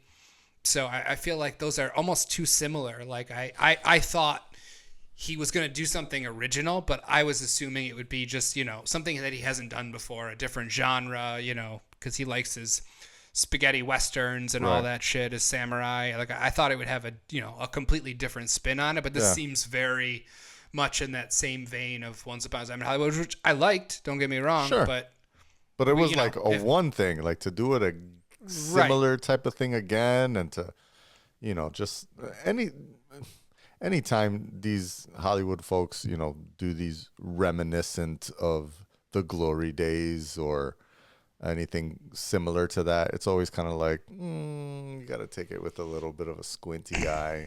I'm also not like, I'm a little shocked of his process with releasing these films. Like the whole reason that we know this is because apparently within sometime this week is when the auction process starts, where he invites the film studios to his place to read the script, and then they bid on the movie, and they get to own the copyright for 20 years. And I'm a little surprised that he gives up his copyright for money, like for 20 years. That's a long fucking time. I think I don't want to say all of it, but I think a lot of that is just for complete creative control. Nobody's given Tarantino notes, you know what I'm saying? Like he does what he wants, and I don't think he gets any pushback. Honestly, I mean, you have these companies bidding for him. They want him bad. Like, you know, you get you get a bad bitch and you're going to do whatever the fuck she wants. Cause like, you know, she's bad. And that's Tarantino in Hollywood. Like, you know, they're fighting over him. Yeah. He can do whatever he wants. He doesn't have to worry about pushback and bullshit, all that bureaucratic Hollywood shit. Like, sure, he'll give him the copyright. He'll make his money. He'll put out what he wants to put out, have, you know, final say on just about everything. So like, I don't think that surprises me as much, just knowing how much of a control freak he is over, you know, everything from the casting to the key grips to his editors. I mean, all that shit he's thinking about. I get it. It's just I think it's I would never expect him to give up so much in order to get so much. But I'm sure it's not a total loss, man. It's definitely not a that's what loss. he I'm sure does. he's making money for sure. Yeah. That whatever he's doing, it's working for him enough to make him happy about it. Like, yeah. And there's still a limitation to it. So at some point, it's gonna be his again. Yeah, it is. For at least once upon a time in Hollywood, it was a 20-year deal, where he'll recover the rights after 20 years. I guess, you know. Was that the first time he did that? Once Upon a Time in Hollywood, or has he been doing? I don't know if with it's all the of his... first time. It's just they're saying that this is a deal similar to the one that he brokered for Once Upon a Time in Hollywood, which means a robust theatrical release commitment and ownership of the film's copyright, which in the case of Sony Pictures, the deal said the movie copyright would revert to Tarantino after 20 years. And maybe with his other films, they don't revert to him for longer, or you know, maybe they don't revert to him at all. And so this is his way of kind of negotiating that. It's just for me, in the age of different industry, but with so many people in the music industry, like seeking ownership of their masters, for someone in the film industry to be like, I'm selling my masters for 20 years. It felt a little So that's off. the same thing. That's the equivalent. That's the Hollywood movie equivalent of selling your masters. Right. And it felt like, why would you give that up in your initial negotiations? Like you must be like, you know, that major theatrical release commitment must be like a really big fucking deal or something. He's got to be making a lot up front enough to justify right, exactly. that back end for 20 years. 20 years is a long fucking time. That's my point. Not get no streaming rights for 20 years. Who's going to want to stream this in 20 years? I'm sure somebody, but more diehards than general population. He's getting more up front. He's getting a specific amount up front that he's happy about, for sure. And there's an end date. Yeah.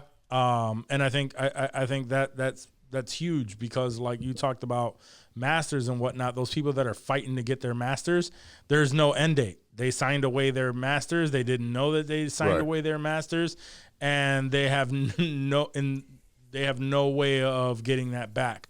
Whereas he's like, yeah, well, I'll give it to you for 20 years, but you know what? After 20 years, my family is going to have the rights to the movie again, right? To those films. And then, you know, if he dies in that time, the rights to those movies and the streaming and everything, that's just going to double, triple. It's going to just blow the fuck up if he passes. Especially if it is his last movie. Right. And it's just those, and I think that, it has to be enough up front that where he's going to enjoy his life and he's okay with it, but there's that end date, like just knowing this is coming back to me if I'm still alive, or it's coming back to my family if I'm not, and that's all right. Like they'll be just fine until that time comes. He's got a wife and a son now too. Right. So he's making I don't think him to be a stupid individual that's just going to sign shit away like that. Not when it comes to business anyway, not the movie business. I mean, if he knows one thing, it's the fucking movie business. So he's got to be coming out on top. I can't imagine him taking a bath on purpose. Big facts.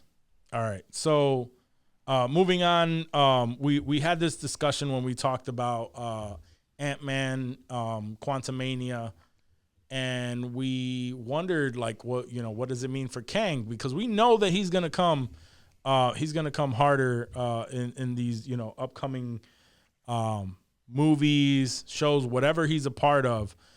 We didn't know when he went in if did he die there. It seemed like he kind of did.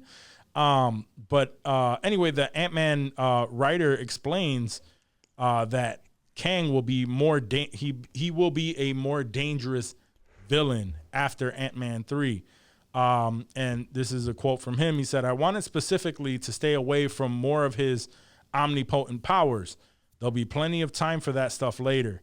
In the same way that the first Thor movie really lets you get to know who Loki is before he takes it to 11 in Avengers, I think that was the big opportunity here of like, let's save that time travel stuff. Let's save all of the complicated multiverse stuff for later."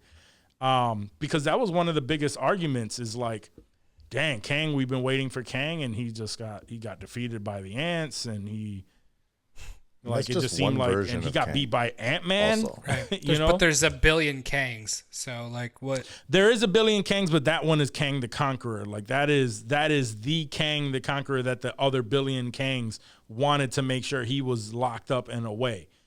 So and like I said, like I think we discussed that part of it, where I figured maybe his, he was limited in the quantum realm. Like there was some limitations there. It wasn't his full power, and I'm sure that's going to be explained later, but they even explained it in the movie. Like he got his suit back, and that right there gave him certain powers back. And that was enough to take over the quantum realm. But that wasn't all of his powers, in my opinion. So now we're just getting confirmation that like, sure. I mean, my everything man was from literally here shooting forward, like he's gonna be bigger. beams out of his hands that destroyed you in a second. Like, right. That was pretty powerful, but for some reason, couldn't do that to the ants. There was just so many of them, bro. How you gonna kill that many was a lot. ants? It's tough.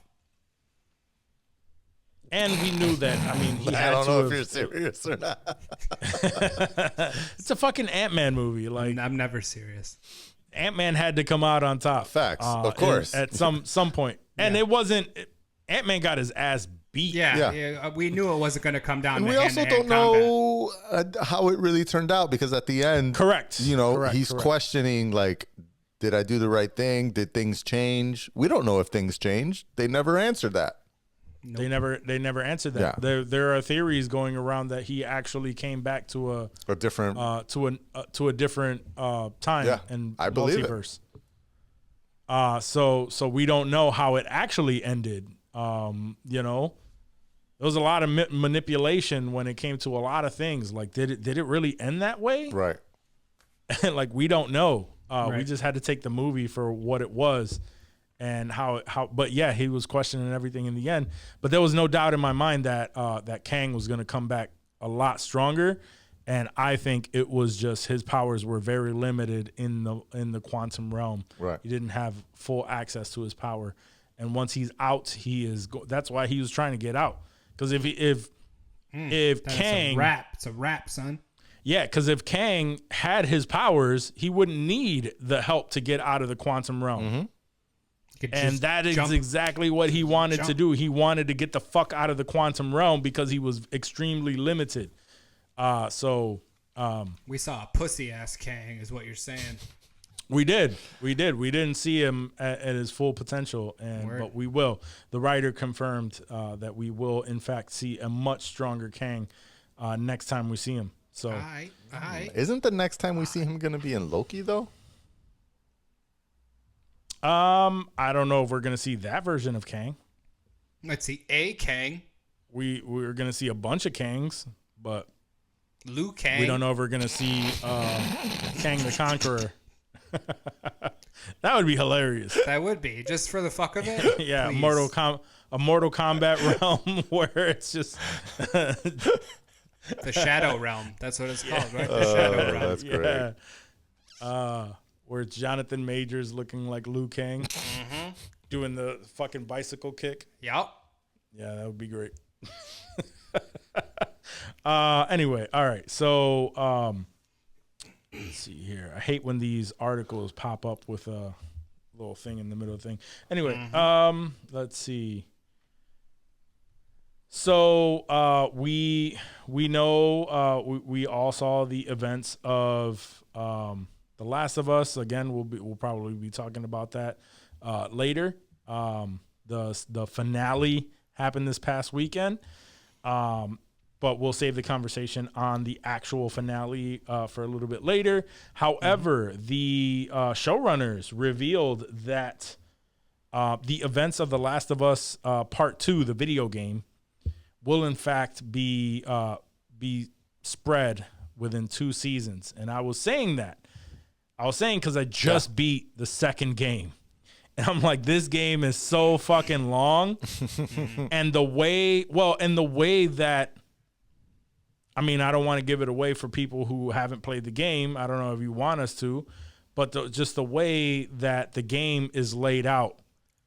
You play as multiple characters, and the story arcs jump back and forth between the characters. Now, and with that being said, that story arc is so long. You do one in one person's point of view, and then you do another section where it's that same time frame, but in another character's point of view, and you're kind of living both sides. Mm-hmm. And there's so much to the story on both sides that I'm like, yo, this game is so, and then obviously they have to come together and all that shit. It's just so long. I'm like, yo, this has to be 2 seasons. There's no way that they will, right? Because The Last of Us 1, like this last season, for those of us who played the game, these were some crazy ass cliff notes to the game. There's so much shit that happens in the game that the show felt like cliff notes. And I'm not saying that that's bad. I'm thinking it's good because they expanded on a lot of other shit that wasn't touched on in depth as within the game as it was on the show. But like those major events, it just felt like everything was just kind of rushed through it. And it wasn't rushed through it. It was just like, you can't add all of that, everything that we went through in the game into that. It's a different medium. So, completely different, and they just can't do it. So I'm excited that we're at least getting 2 more seasons of the show, because they even said like if we run out of material from the game, we're not just going to continue the show. We're just the show is done until there's more material. So I don't know. I'm excited that we're getting at least 2 more seasons. That gives them few more years, a couple more years to come up with a third game.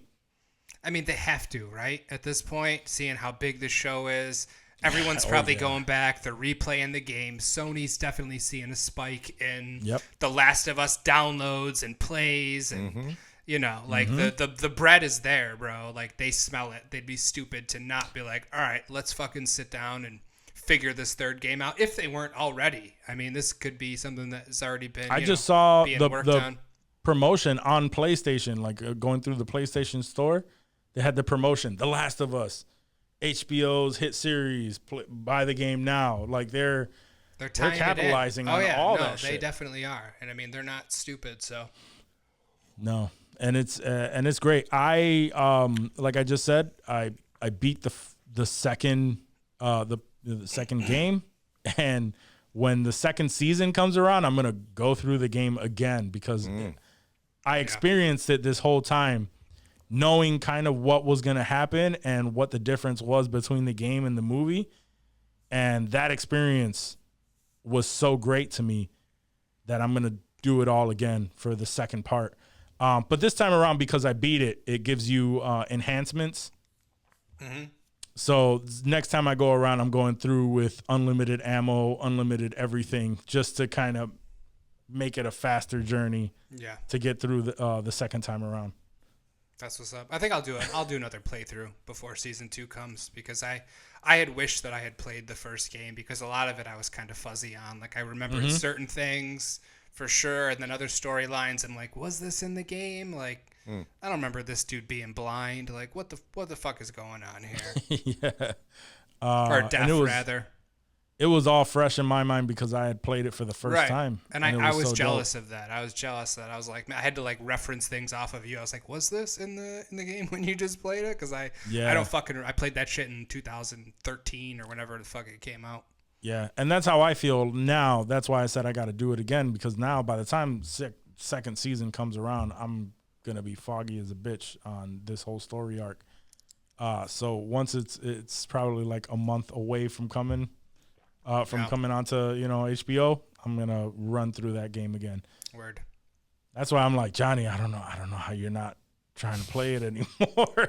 Like, he's already way past that point. He's just I know for the ride now. I know. I get it. I mean, don't get me wrong. When I watched the, the comparison clips on YouTube of like episode 8 versus, the game cutscenes, and episode 9 versus the game cutscenes, etc. I do watch it and I'm like, God damn, that's a good fucking game. Like, I get more hyped over like the fact that they like basically are copying line for line from the game just tells you how great the game is. And then you watch the not the behind the scenes, but the inside the episodes, and you just listen to them talk about the game and how much, impact it had and how much they wanted to mimic certain parts. And I mean, the very last thing that the showrunner says is like, this is why I wanted to make this game into a show, is because of like this being the epitome of the best thing ever and one of the most amazing stories, and the concept of thinking of the way that, Joel approaches it. It does give me like a little bit of like a damn, like this has got to be, it must have been amazing to play this game when it came out, and even amazing to play it now, like to get through that story and to really feel all those emotions all the way through. But then I think about the getting stuck in the parts that I got stuck at, and I'm like, I don't got time to fucking play a 12-hour game, man. Yeah, the show does not have the frustration of all the clickers and bloaters and all that bullshit. Playing that's the same coming at parts you in the over and motherfucking over game. and over and over. Yeah. Imagine if you had to restart episode 2 fucking 7 weeks in a row. That shit would get old real quick. And yeah, I was telling my friend the other day how like he was like, oh yeah, I want to watch that, but my wife is not really into like scary shit. And I was like, yo, like honestly, we're like at the season finale, and I swear there's only been like 4 zombies in the whole fucking show. Like the show is nowhere near like the game as far as like killing. Like 3 or 4 instances with clickers and shit. Right. Like that was it. Yeah, very light on the clickers, more about the survival. Joel and Ellie focused. Yeah, very and much like so. the humanity of it all, rather Which than I like. That was my one. Yeah, absolutely. No. That was just the one. That was my one critique, is that I just I wanted more clickers, more infected. Yeah, more more confrontation, action. More violence. Yeah. I mean, it was pretty violent, but like as you're playing the game, like clickers and bloaters and infected, like that's your main fucking focus. Like don't get infected, and it seemed that there just wasn't as much of that as I would have thought. Yeah, but I still, obviously, it was great. I think it was a good differentiator because anyone that I bring it up to is always like, oh, so like The Walking Dead. And so I always have to be like, nah, not really, because I feel like The Walking Dead paid way more attention to zombies, and this is way more about surviving.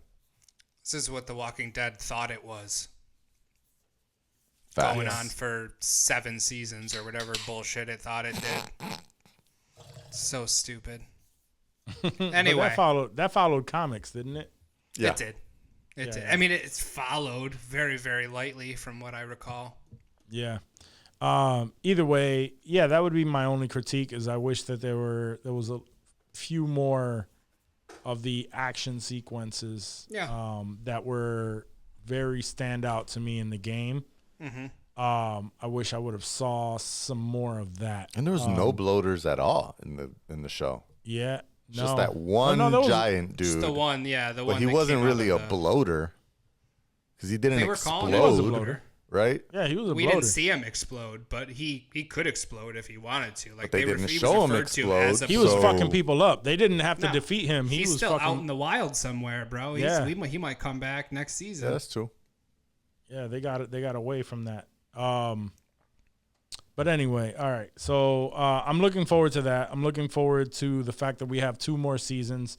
But there's a lot in that second game that I would love to see.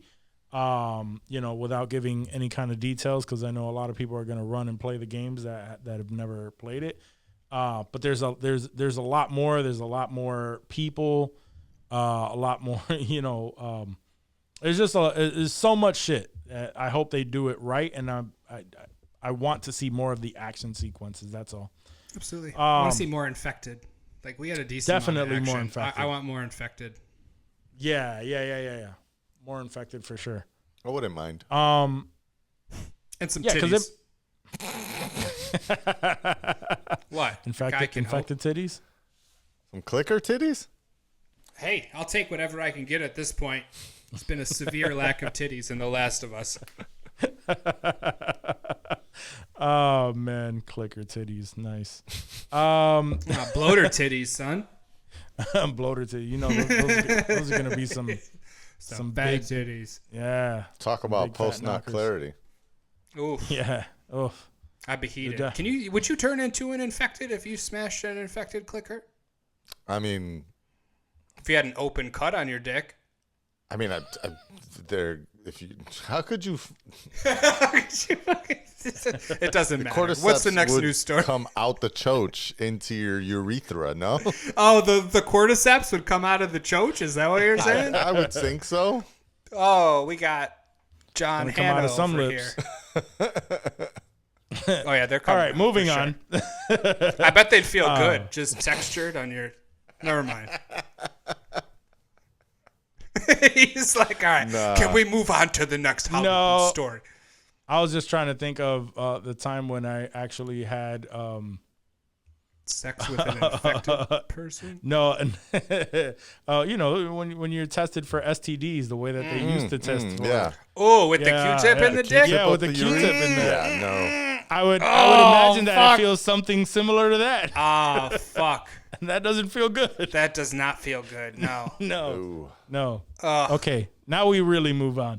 All right. So, guys, that's all I have for today. Are we doing a little bit of Last of Us? We're going to talk about the finale. Let's do it. All right. So for those of you who are not caught up on The Last of Us,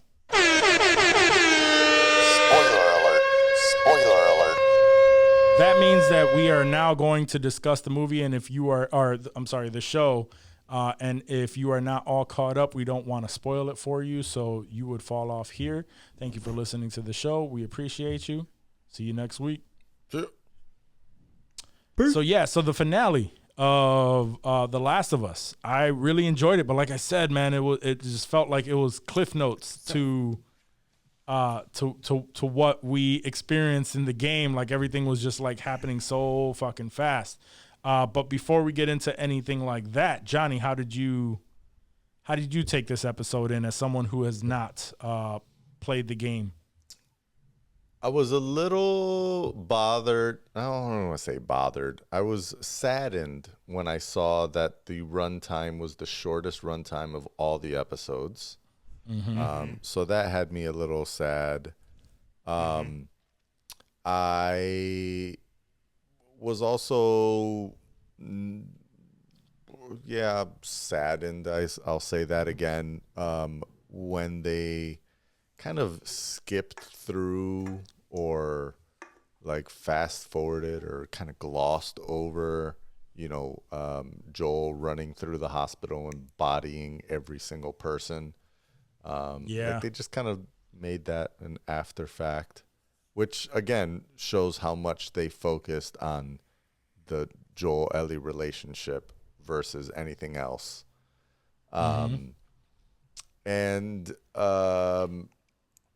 When it ended, I was just kind of like, oh, so I guess that's how it ends. Like I knew and I said this to you guys, like I knew based on watching trailers for Last of Us Part 2, when that was getting really hyped up, because that came out before the PS5, right? Yes. Yeah, it came out in 2020. Part 2, yeah. So I had the PS4 Pro. I hadn't yet played Last of Us. Last of Us Part 2 was getting mad trailers and mad hype. So that's when I bought The Last of Us, to be like, oh, yeah, let me go back and play this awesome game that, won Game of the Year and everyone continues to hype about, still being one of the best games ever. And then I'll play Last of Us Part 2. So after watching that trailer, I knew that Ellie was mad at Joel for something. And I didn't really know what it was going to be. So I was like, does Joel like just abandon her? Like what happens here? Something is going to happen here that kind of breaks them or puts a rift in between them. And then as it was playing through, I'm like, okay, I think I see where this is going. And then when it gets to like the cut at the end, I was like, oh, okay. All right, yeah, that's how it ends. I knew this was going to be a shorter episode, but damn, yeah, that was a little abrupt. It was abrupt, yeah. It was an abrupt ending, and it really, really sets itself up for season 2, which is probably not going to be released for 2 years or a year and a half at least. But yeah, I mean, overall, I thought it was a good wrap to the story. I still think one of the better shows on television at this time right now, top to bottom. The season finale didn't make me like upset. Still like incredibly dramatic parts. And then watching the inside of the episode, I had a question I hadn't yet asked y'all, but it seems like based on what they said, so the whole prequel series where they show Ellie's mom delivering her and the conversation That was between all her in and the show. Marlene, that was not in the game at all, or any of the extended downloadable content stuff. Because I did see something where like that episode 7 thing when they're in the mall with her and her friend Riley. Like that was DLC. in a DLC. It wasn't part of the original game, but it was part of DLC. I hadn't played any DLC, so that was all new to me. Yeah, so apparently a lot of that was in DLC, so it wasn't necessarily new for the show. Not exactly as it played out in the show, but there was similar parts to that. But this part where she delivered, she gave birth to Ellie, and that's how we find out why Ellie is immune. All of that was new to us as visitors or as watchers. Speculated spectators on, okay. referenced how she, her mom died after she was born, but I don't remember us getting any kind of backstory or full story. Because when we first started talking about the show, you guys were like kind of talking to each other a little bit when you were like, why Ellie, whatever. Right. And I was always like, I mean, don't we all know they said it in the first episode and that, she's immune. That's why he has to take her. But you kind of made it seem like there was some other backstory as to what happened to Ellie, as to why it was important. And so I was thinking the whole time, like, what else happened? And so when this happened, I was like, oh, this is what the guys were talking about, that, she was her mom was bitten when she was pregnant.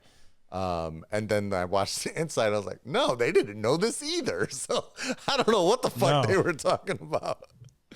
In the first episode, did they come flat out and say that she was immune and was going to be used for a cure? Marlene and her had the conversation. And then she says it to Joel. I thought that was Marlene and her episode. I think it was in the first episode, maybe the second episode. I feel like it was the second. That's why. Marlene and her had a conversation that they cut so that you don't see what, like Marlene says, let me tell you what you need to know. Then they cut, and so you don't see the conversation between the two of them. But then she tells Joel right after that, like, I'm immune or whatever. some shit like that happens. Yeah, but that was second episode. Maybe it was. Yeah, that was second episode because now I'm trying to think back on it. The first episode they just made it seem like she was some high up Firefly's daughter. They were trying to get to safety. Like they didn't come flat out and say, "Yo, this girl could be a cure, and that's why we need to get her to where she's got to go." And I also didn't know how much you had played of the game, Johnny. So so we were trying to spare you. I didn't want to come out and fuck anything up. But getting back to this finale, for me, the one thing that I didn't like is the fact that they did not properly set up the Fireflies to be like a bad organization. Like he went through. I feel like they're all scumbags, honestly. Yeah. I mean, they are, but like with this, we saw the Fireflies in the beginning when they had the conversation and they were going to transport Ellie to where she had to go, and then the rest of the time they were looking for Fireflies. Whereas like in the video game, you have more experience with like Raiders, Fireflies, like you have shootouts with all of these, and like it really builds up like, yo, these aren't good people at all. Whereas like we experienced a little bit of that, not necessarily with Fireflies, but with the Raiders in that other city and things like that. But the Fireflies, they get to the hospital, they have a civil conversation about like how it's gonna go and why it has to go that route, and then Joel just goes around murking everybody. Yeah. And like you even see the looks on these Fireflies' faces where they're just dropping, where you're kind of like feeling bad for them because he's just literally going through floor to floor. Yeah, but it's for you, for us, no, but like, for me, yes, I was correct because we know that they're what that was set up for us as video game, like more of a bad character. Like it made Joel seem like there's some sort of a deeper. Yeah, I started to dive as I was watching him murder all these people, basically, because he was literally murdering them executing. He was executing them, yes. To get to his, desired outcome. I started to fall back on, but this is the Joel that they were referencing that happened before he met Ellie, like the one that didn't give a fuck and was doing all kinds of nasty shit. This makes sense. Correct. But me being the person that played the game, I'm thinking like, the Fireflies weren't like that was the outcome, but they were blasting at him. And they threatened them and all that stuff. Like there were multiple times where you knew that the Fireflies weren't the good guys. They weren't good guys. And this one, it kind of alluded to, Joel just kind of reverted to that animalistic, part of him that just started killing people. That part, I was just like, I didn't like that. I felt like they needed to, I don't know. They just kind of went through it a little bit quickly, and they made it seem like he was just murking these fine people, I mean, man, that doctor picked up a knife, dog, a scalpel. He was coming at him. Yeah. Everyone in that room's getting popped. Yeah. But he did not give two fucks. Like he shot everyone. That I did appreciate that. When there was no like dragged out anything. Joel was just like, "Oh, you're coming towards me? Yeah, you're dead. Oh, you're dead." I honestly thought he was gonna murk both of those nurses. Yeah. When he said turn around and look away, I was like, turn around and look away because you're at least a little bit nice. You shouldn't have to see your death coming the way I just murked your boss. Yeah, he literally just murked floors and floors of people. Yeah. So what's two more nurses? Exactly. Ellie's like his daughter though. Yeah. Y'all got daughters. That's her on the table. You're lighting up every motherfucker in that hospital. Yeah. No, I feel it. I just wanted. I knew what was gonna come, and I felt whatever about it. Like it is what it is. But I just felt like the way that they portrayed it in the show made you sympathize more with the Fireflies, at least the people that are just random, like just getting murked. and made you feel like Joel was a little bit worse. A little bit, but not so much. Because actually- anybody not with a right, gun, not like, crazy, you deserve not to die. crazy. Shedding I did tears. sympathize with the surgeon. Like, damn, Right, that's fucked up. right. That's the only doctor that knew how to save, or this whole whatever concept about the cordyceps messaging and all that stuff. It's like, damn, he just like didn't even give this dude a moment to say anything. Like, he's dead, done. Came at him with a knife. He's like, oh, nope, pop. Did you guys watch the breakdown, the New Rockstars? Have you guys been watching the weekly Oh New no, Rockstars have I did not see a breakdown? breakdown. Damn. You still in the last breakdown of the finale, he talked about how effective an actual cure would have been if they went through with it. You know, they got whatever they needed from Ellie. The way that Marlene described it was pre-outbreak in 2003, before shit popped off. If everybody could have gotten injected with this shit, it probably would have stopped all this from happening. Yeah. But 20 years later, really all it's doing is stopping. I forget exactly what it was. It was, and I'd have to go back and rewatch. But it was really only helping a small amount of people. Because what did Marlene say when she was explaining it to Joel? That it makes other It makes infected, the cordyceps think that you're already a cordyceps, and so they won't infect you. but only inside your body. So, like, if you were to get bitten, your internal cordyceps know that, you're already good, you got that, you're not going to get infected. But you remember Ellie, they were trying to rip her up in the bloater episode. Yeah.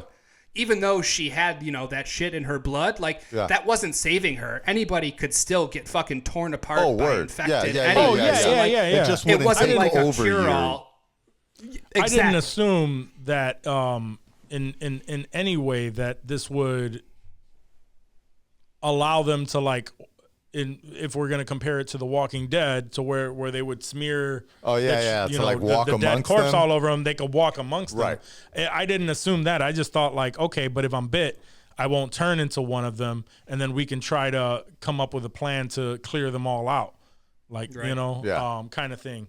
That was my assumption the entire time. And I think on that. Voss was coming at it from the perspective of Joel's decision. Like, losing Ellie versus maybe, a small amount of people are helped, but there's still how many, hundreds of thousands of infected out there. Like, it's not Millions. a cure-all. Like, people. Yeah, exactly. Like, is it worth losing Ellie and still have billions of clickers out? People could still get fucked up. Like, this isn't like if it were an instant cure-all, like everything goes back to normal, the world's good, there's no more bloaters and shit out there. Like, Right. that's a different conversation that you're having, but it didn't. Yeah. The pros didn't outweigh the cons for Joel, and Yeah. I mean, I would have done the same thing. Yeah. Right. But yeah, and that's not the discussion. The discussion is just like how it translated, I guess. And that was the only thing. That was my only gripe with it. It was just like, it just kind of felt like it just moved along, like, pretty quickly through that scene. Yeah, because in the game that was long. That was a Yeah, tough it was very scene. long. You were dying a bunch of times. Like, you had to sneak and time headshots and shit. Like, that was a wild ass ending, bro. And that was tough. And they just really, like you said, they made him look like John Wick. Popped a couple heads, and then they cut to they're just on made the his road. way through it. Just pop. yeah, he had military training. But yeah, it definitely set up season 2 very nicely. Again, I don't want to give away the game stuff because and really get into that part of it, because I know a lot of people, even though this is a spoiler segment, including Johnny, I guess if Johnny would have played the game, we wouldn't give a fuck. But I care about Johnny's experience with this, and so we will. I'll refrain from giving some stuff away from the second game, but yeah, it definitely set up the second season perfectly. I did hear that it's confirmed that what's her name? I always forget her actual name, but Bella Ramsey. Yeah, Bella Ramsey is going to be playing Ellie in season 2. That's only, of course, there, you know, but the only real reason why that's worth saying is because part 2 takes place like 10 years after those events. I don't remember like the that? exact jump, but there's a decent time jump. That's there's what I a was time wondering if they were going to switch characters or actors. Nope. And you know, I will say that the actor that voices Ellie, that played her mom, I thought they bear a good resemblance. I thought that They did, yeah. When I saw her, I was like, see it. oh wow, yeah, she does look like Ellie's mom. And then I was like, oh shit, that's the lady that these guys were saying played the voice acting. So Yeah. I mean, honestly, I think she could play, you know, the more advanced of age Ellie. She didn't look that old. Yeah, she didn't look old. No. Like she could have played an older version of Ellie in season 2. But if they want to use Bella Ramsey, whatever, I'm sure it'll still track fine. And won't be too crazy. It'll be even if they don't do game. that same time jump, like it'll be plausible. Right. And also for those of you who have played The Last of Us Part 2, the girl who played Abby in the second game was one of the nurses in that room. So she was also someone who voiced the main, you know, one of the characters, one of the prominent characters in this game. That's really cool how they incorporated the voice actors. Yeah. You know, they didn't have to do that at all. No, you're right. But it worked, and it was really awesome. Yeah, and they seemed excited because Oh, the yeah, dude they who were played pumped. Joel, he was like, when they asked me to be in the game, I thought I was just gonna be like some clicker, or Like some a clicker, shit. yeah. Yeah, That's or something where that- you wouldn't notice it was me. And when they gave me this role, I was like, oh, this is cool. I felt bad when I realized that was the dude that voiced Joel, because I thought that dude was the biggest bitch in the show. I was like, fuck James, what a pussy ass bitch. It's like, oh shit, that was Joel. Fuck, man, I love Joel. I fuck with Joel. I felt like an asshole after that. Yeah. Yeah, that tracks. That was another scene, since we didn't talk about that, but that whole what I wanted to see, and again, it in that episode when Ellie went out to hunt and she had the deer and everything, and the guys approached her and whatnot, and then the one guy went back to grab the medicine and whatnot. There in the game, I thought that would have been a dope addition, but there in the game, they got attacked by clickers and shit that were coming through, runners and clickers. And they had to that work came and together. attacked, and they had to take cover and everything, and they had to fight for a little while. I thought that was a missed opportunity to have a dope little action sequence there, because they didn't do that. They didn't do a couple of them. Yeah. But it is what it is. Before Ellie and Joel get to the hospital at the end, there was a bunch of bloaters that they came across in the game, and I only remember that because of the breakdown. Evos was really going in on that finale and breaking it down. Yeah, I gotta go back, and I'm gonna actually watch those, because I slept on those, and we all know we love ourselves new rock stars breakdown. So Those are so good, dude. They're yeah, so I gotta good. go back. I'm gonna make it my thing to go back and watch every one of those. Yeah, I gotta check that out. Johnny, stay away from the spoiler corner. I do. At the end Oh, that you he know what? does. Now that you say that, I have seen at least one breakdown, and I do remember towards the end he was like, "All right, this is a spoiler alert if you haven't played the games," and I was like, "Bloop, back Right. out." Yep. Dropped right off. Yeah, especially in this last one, bro. Like they lay out the whole second fucking game pretty much in that spoiler corner. Good. So yeah, drop off when you hear those. If anyone who's listening, if you're watching those breakdowns and you didn't play the games, bail. All right. Good to know. Well, guys, is there anything else that you wanted to add to this stellar conversation? Nah, I'm good. Nah. Well, Guys, you know what that means. That means we've reached the end of the show. And if you really fuck with us, if you made it this far, so we fuck with you.